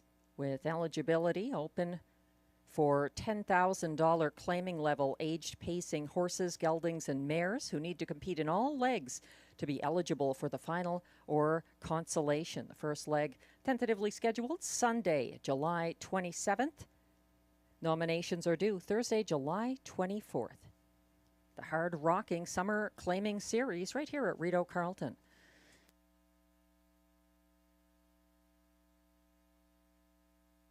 Horses are now coming on the track for the race 10 post parade.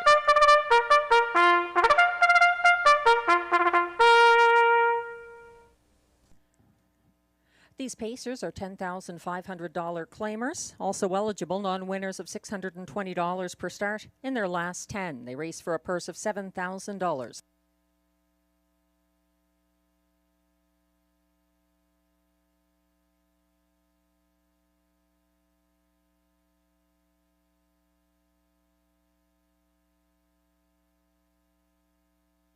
Leading the post parade with one claim entered, number 1, Better at High Tide, owned by race calling competition competitor Darren Tingley of Wendover, Ontario, with Dwayne Tingley of Timberlea, Nova Scotia, trained by Mandy Archer. Robert Shepard drives. 2 is Lady for Dollar, owned and trained by John McMillan, Odessa, Ontario. Marie-Claude O'Shea drives. 3 is Time to Dancing, owned by a numbered Quebec corporation of Gloucester, Ontario, trained and driven by Stéphane Pouliot. 4 is Make It Come True, owned by Écurie Guy Gagnon Incorporé, with Stéphanie Gagnon of Gatineau, Quebec, trained and driven by Guy Gagnon. 5 is Saskabush Steve, owned by Alain Martin, Gatineau, Quebec, who also trains William Waugh, hoping to go back-to-back. 6 is Tough Cooper, owned by Antonio DeMario and Antonio Belfiore and Melanie Leach, all of Ontario. Steve Belil trains, Clark Stacey drives. Adding Lasix, number 7, Mickey Makes Some Speed, owned by trainer Marc-André Simoneau of Trois-Rivières, Quebec. Ryan Guy is in the bike. And completing this field from post 8, No Time at All, owned by Jean Allaire, Gina Bragagnolo, and trainer Yves Tessier, all of Quebec. Pascal Berube drives. That's your field of 8 pacers for upcoming race 10, exactor, triactor, superfecta, and late daily double wagering. We're getting a look at the current 1-2 favorite from the rail, Better at High Tide. This one a 3-time winner from 12 starts this season. Glenn Pearson's top selection, and the Pearson picks have been going strong. Better at High Tide was a beaten 6-5 favorite last Sunday, but Wired, June 4th, had a similar classification for returning driver Robert Shepard. Better at High Tide raced single file third to the final turn, and his first overbid fell short at that point. He did pass Lady for Dollar in deep stretch. Lady for Dollar has post 2 here, 6-1 right now. Marie-Claude Auger driving that one last week, blasted off the gate from the rail and got overtaken by Sea Laird at the quarter pole. Lady for Dollar pocketed up to the final turn and held on for show behind winner Sea Laird. Better at High Tide also factored into that race, finishing second, 2.5 lengths behind Sea Laird. Lady for Dollar further back in the show spot that race. We've got a bit of a rematch happening here among some of those horses in race 10.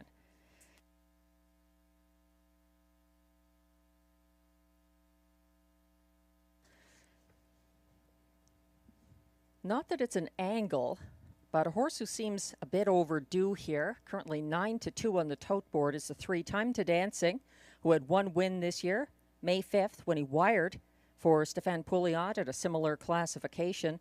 He went blind to Open Bridle Sunday, was caught in last on the second turn as Arizona Jackson made a first overbid He was third over from last on the backstretch and 3 wide on the final turn, gaining ground late in the field's fastest closing quarter, 27-4. He's up in class here. That hasn't seemed to hurt some recent winners, like Kinder Dirty Diana in race 9. They'll be lining up shortly for race 10. Last chance to play the Daily Double tonight at Rideau Carleton.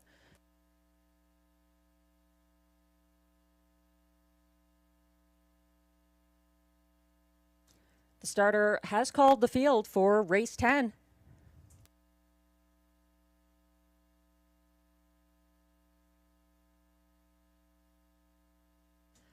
They're lining up now. 1 is Better at High Tide with a claim entered. Currently the 1-5 favorite in line to Robert Shepherd. 2, Lady for Dollar, Marie-Claude Auger. 3, Time to Dancing, Stéphane Pouliot. 4, Make It Come True, Guy Gagnon. 5, Saskabush Steve, William Waugh. 6, Tough Cooper, Clark Stacy. 7, Mickey Makes Some Speed, Ryan Guy. And on the outside, number 8, No Time at All, Pascal Berube. They're on the turn.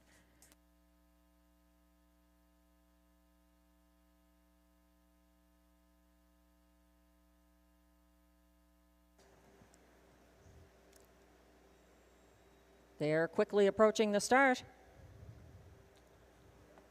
They're off and pacing and leaving between horses. Make It Come True wants a piece of the early action. He gets out sprinted by Better at High Tide, leaving aggressively from the rail, moving up into second. Lady for Dollar, a couple of lengths behind that leader, about 3 lengths behind, following from third now. Make It Come True, and about 5 lengths behind that, it's Time to Dancing in a single file procession to the opening quarter, which was reached in 27-1 by current pace setter, the 1-5 favorite, Better at High Tide, leading down the stretch the first time. Sitting the pocket, Lady for Dollar, 2 lengths back to third. Make It Come True from fourth, Time to Dancing. 5th, No Time at All, steps out. 6th on the inside, Saskabush Steve. Second over from second last, Tough Cooper trying to get involved and also stepping out to come 4th over at this point from last. Mickey Makes Some Speed.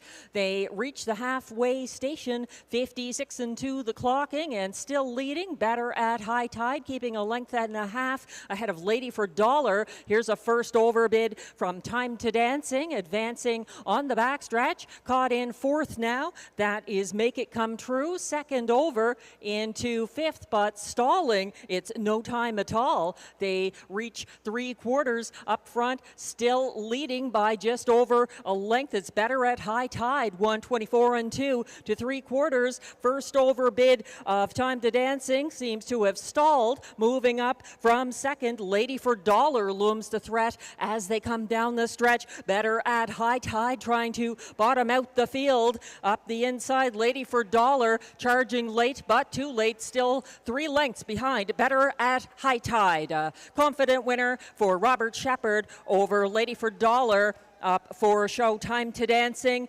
And Make It Come True completes the superfecta, 153-1.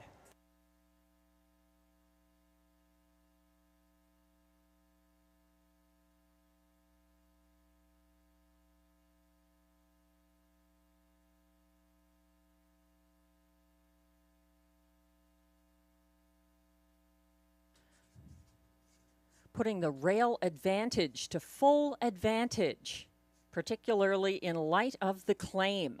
Number 1, Better at High Tide. A convincing 153-1 victory for Robert Shepherd. Lady for Dollar holds on for place ahead of Time to Dancing, up for show.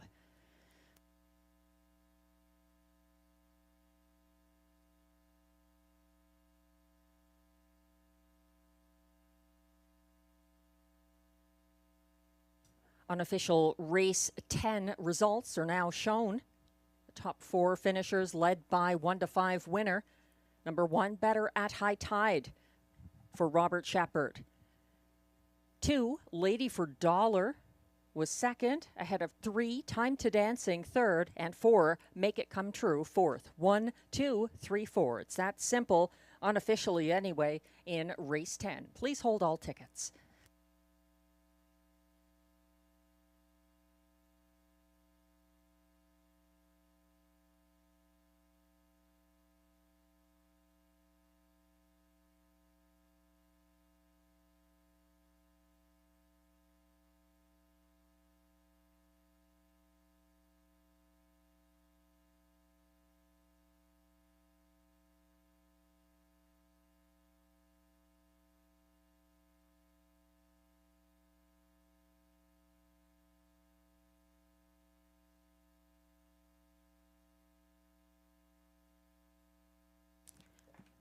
Kinder Dirty Diana picking up some fans online after that win as the Ontario Racing Spot Play of the Day.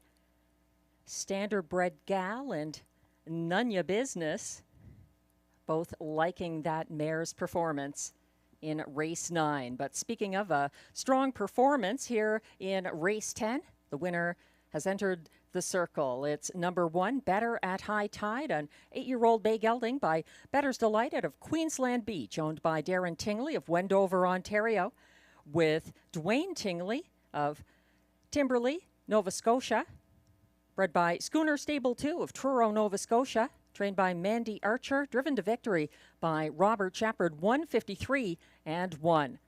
A new seasonal mark for Better at High Tide. Race 10 results are now official. Prices are posted for race 10, where number 1, Better at High Tide, returns $2.50 to win. The $2 1-2 exactor pays $12, $9.70 for the 1-2-3 $1 try, $23.65 for the $1 superfecta 1-2-3-4.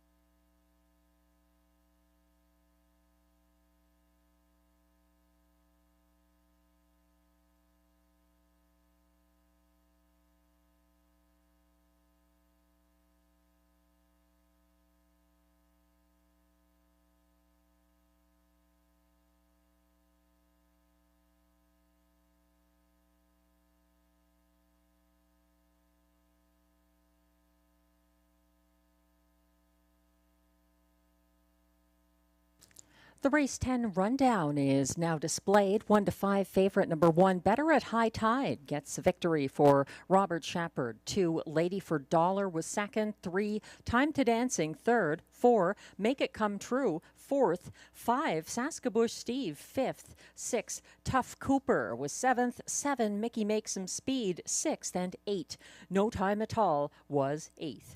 Not quite program order. From the top down, your program should read 1, 2, 3, 4, 5, 7, 6, 8. The fractions for race 10, 27 and 1, 56 and 2, 124 and 2, 153 and 1. The victory for Better at High Tide, his 4th win this year and a seasonal mark. Better at High Tide was claimed in race 10, going for a claiming tag of $10,500 to new owner-trainer Jason Gilchrist.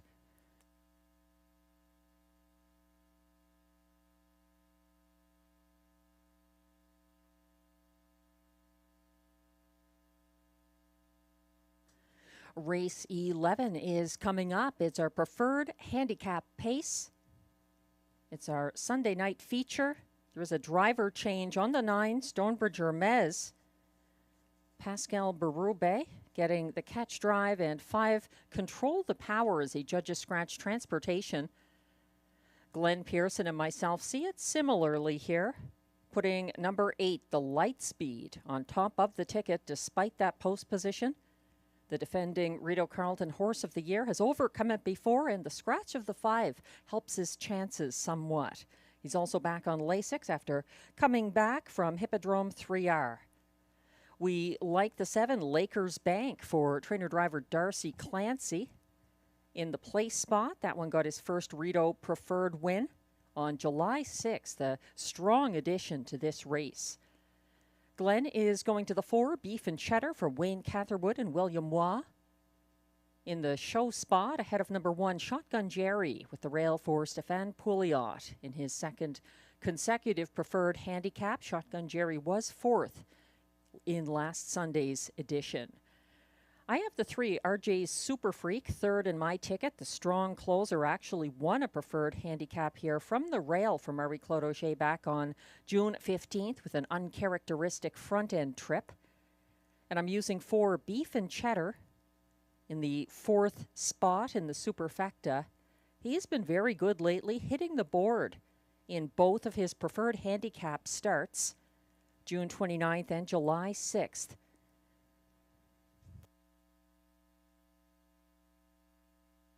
As John McMillan would say, the last race of the night, the Robbie D'Alessandro Pace.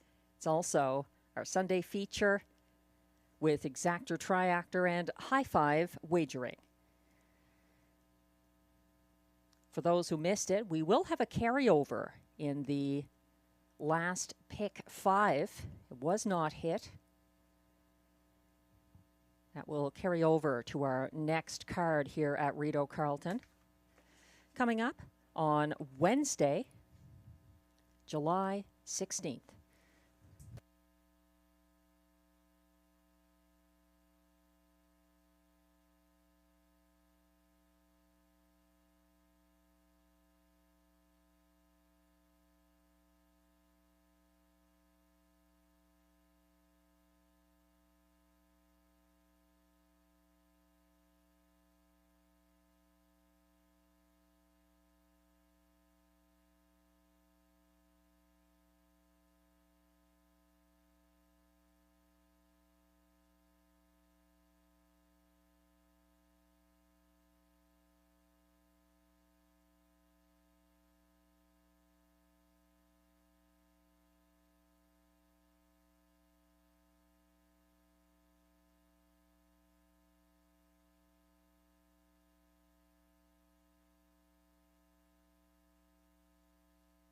The horses are coming on track for the Race 11 post parade.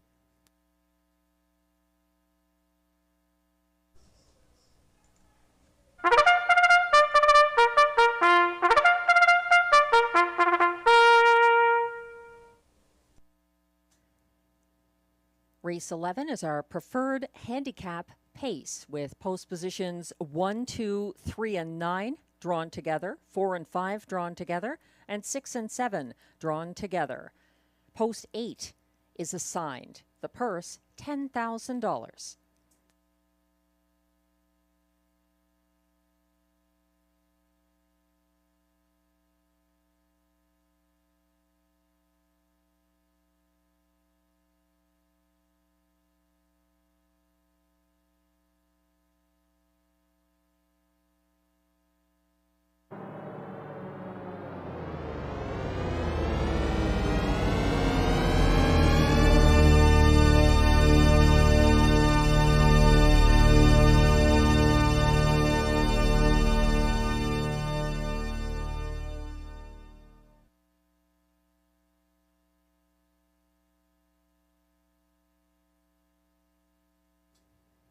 Leading the post parade for race 11, number 1, Shotgun Jerry, owned by a numbered Quebec corporation of Gloucester, Ontario, trained and driven by Stéphane Pouliot.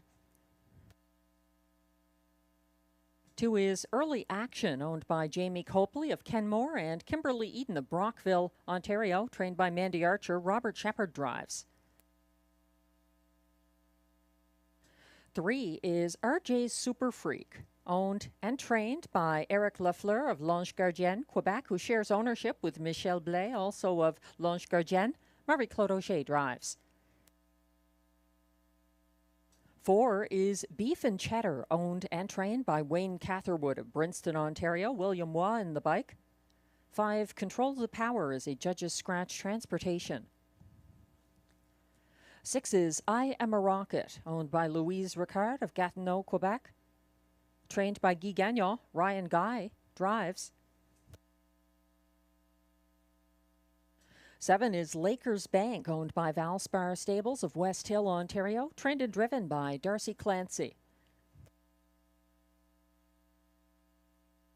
From assigned post 8, it's the Lightspeed. Current 9-5 favorite, back on Lasix, owned by Michel Nolette of Princeville, Quebec. Trained and driven by Guy Gagnon.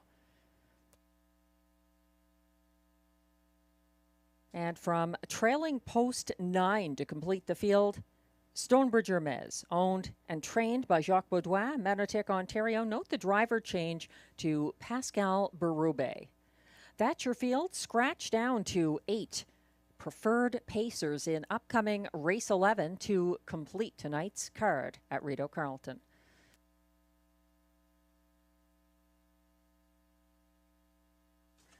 We're zooming in on the top selection of Glenn Pearson and myself. Despite the post 8 assignment, the Lightspeed.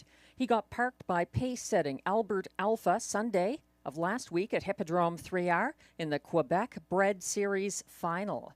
He landed on the lead past the opening quarter, then faced pressure from the first over Richie Alpha along the backstretch before opening up late in the field's co-fastest last quarter, 29-2 at Hippodrome 3R. The Lightspeed has also won this year from assigned post 8 in the Rideau Preferred Handicap on March 23rd and April 14th with front-end trips for Guy Gagnon. He's 6-5 right now, despite that outside post, and perhaps helped somewhat by the scratch of the 5 here. A judge's scratch due to transportation. Number 5, Control the Power, is out. 4-1 on 7, Lakers Bank, who opened up on the first turn over Beef and Cheddar last Sunday at this level. Lakers Bank wired, holding off a late-charging Mythic Gambler. We're looking at track handicapper selections. Once again, Glenn and I both like the Lightspeed over Lakers Bank here. We see it a little differently in the show spot. Glenn choosing the 4, Beef and Cheddar, who pocketed up early behind Lakers Bank Sunday and made a late bid for place, narrowly holding off Mythic Gambler.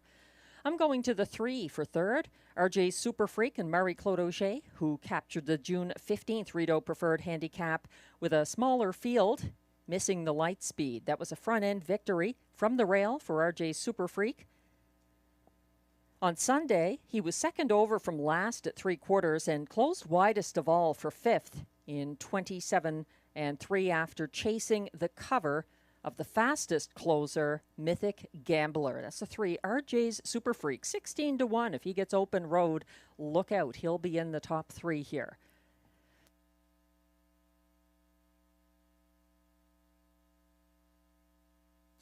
The starter has called the field for our last of the night, the Preferred Handicap Pace. Still time to wager.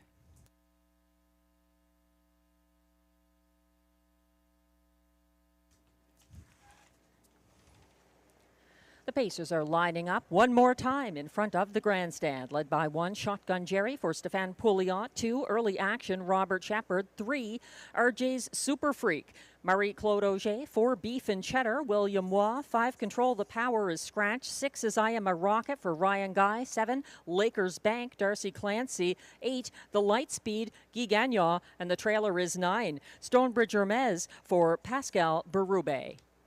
They're on the backstretch. All in line, quickly approaching the start for race 11. They're off and pacing. Lakers Bank and Beef and Cheddar both won a piece of the early action, but Shotgun Jerry is settling into third as those two move on. And that's Beef and Cheddar and William Waugh landing on the lead, giving the severe parking ticket to a 3-wide Lakers Bank. Moving up into second early, Shotgun Jerry, and underway for Guy Gagnon as they reach the quarter. The Lightspeed, a 26-1 first panel, a competitive one, and still leading. It's Beef and Cheddar up alongside and challenging in second from first over. The Lightspeed, third. Shotgun Jerry, a gap of 4 lengths back to next closest. I Am a Rocket, followed by Lakers Bank, trying to come second over from far back. That's RJ's Super Freak, caught wide on the second turn. Early Action sits third from last and trailing at this point Stonebridge Hermes. They reach the halfway station in a brisk 53-2 and leading the way. It's a challenged Beef and Cheddar. He's fighting off the Lightspeed, but at this point it's a fight that appears to be momentarily over as the Lightspeed has landed on the lead for Guy Gagnon. Beef and Cheddar fighting on gamely as a first over. Shotgun Jerry moves into contention. He's out there in second now on the outside. I Am a Rocket winding up. He's fourth and 3 wide as the stretch looms ahead. They reach 3/4 in 1:21.3, and the Lightspeed, it looks to seal the deal for Guy Gagnon, simply soaring down the stretch, chasing him late. It's not clear if anyone can catch him, but Early Action gets up for place behind the Lightspeed. Lakers Bank for show. Stonebridge Hermes may have been fourth, 1:51.3.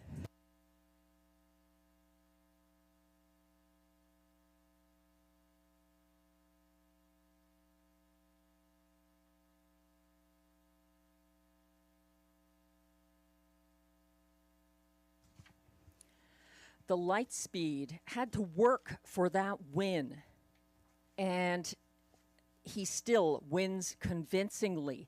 1:51.3, an ultra game effort after putting away a very game Beef and Cheddar early on and holding off Early Action in the deep stretch action.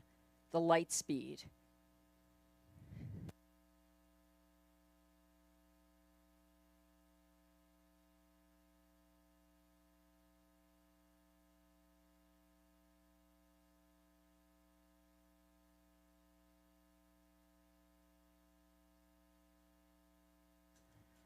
The unofficial top 5 finishers are now posted for race 11.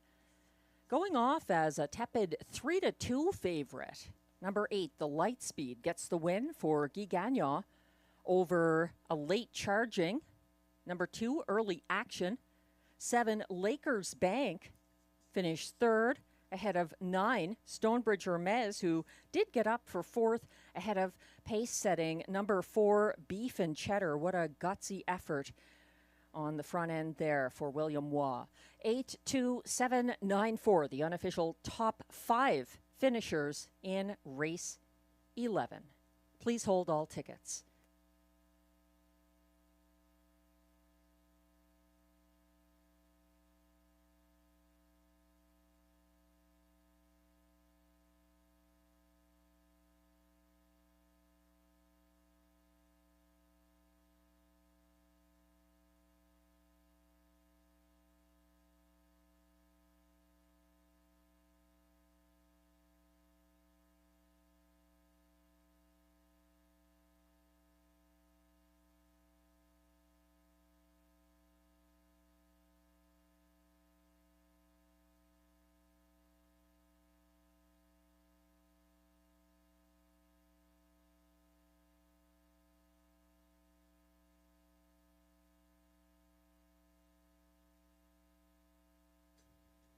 Now coming back to the Rideau Carleton winner's circle with some well-deserved pats and a wave. Thank you.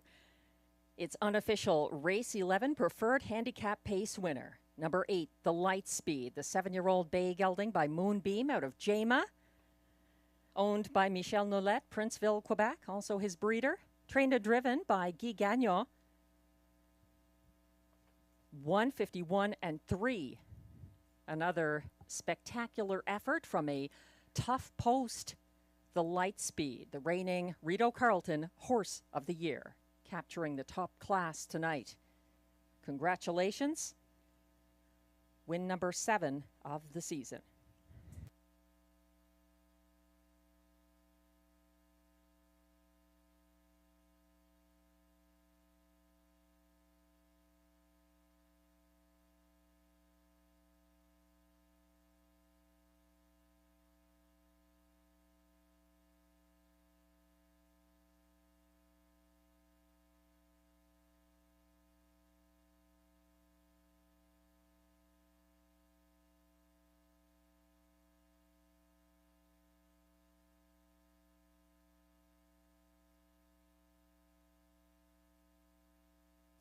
Race 11 results are now official.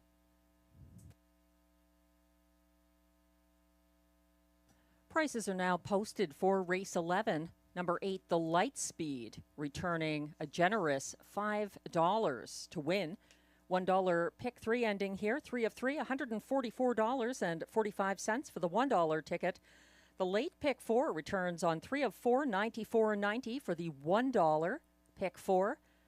The winning pick 4, 5, 4, 1, and 5, 8 in the concluding leg. We have a pick 5 carryover of $4,134 for Wednesday. The $2 8-2 exactor returns $30.40, $83.25 for the $1 827 triactor, $8 for the $2 late daily double.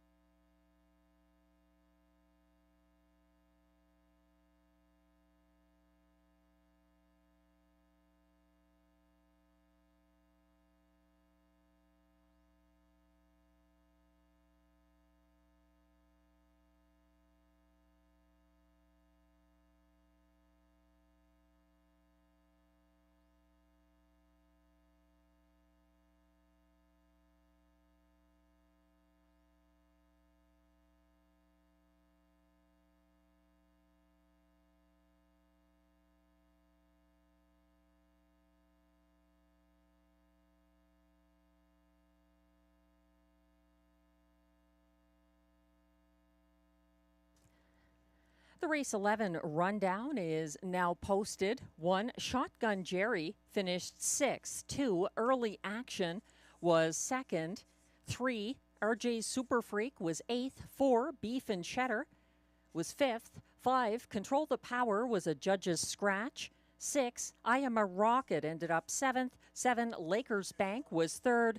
3-2 favorite from post 8, the Lightspeed, the race winner. And 9, Stonebridge Hermes was 4th. From the top down, your program should read 6285 scratch 7314.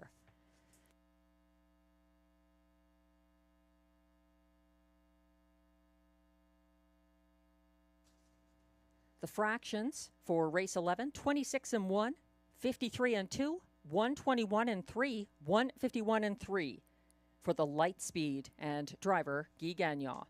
That concludes tonight's card of live racing from the nation's capital. Thanks to everyone who joined us this evening. We have something to look forward to in the near future because the Pick Fives, 2 of them on offer tonight, and I was just informed by racing manager Peter Andrasek that neither of them was hit. So we've got some carryover money for the Pick 5.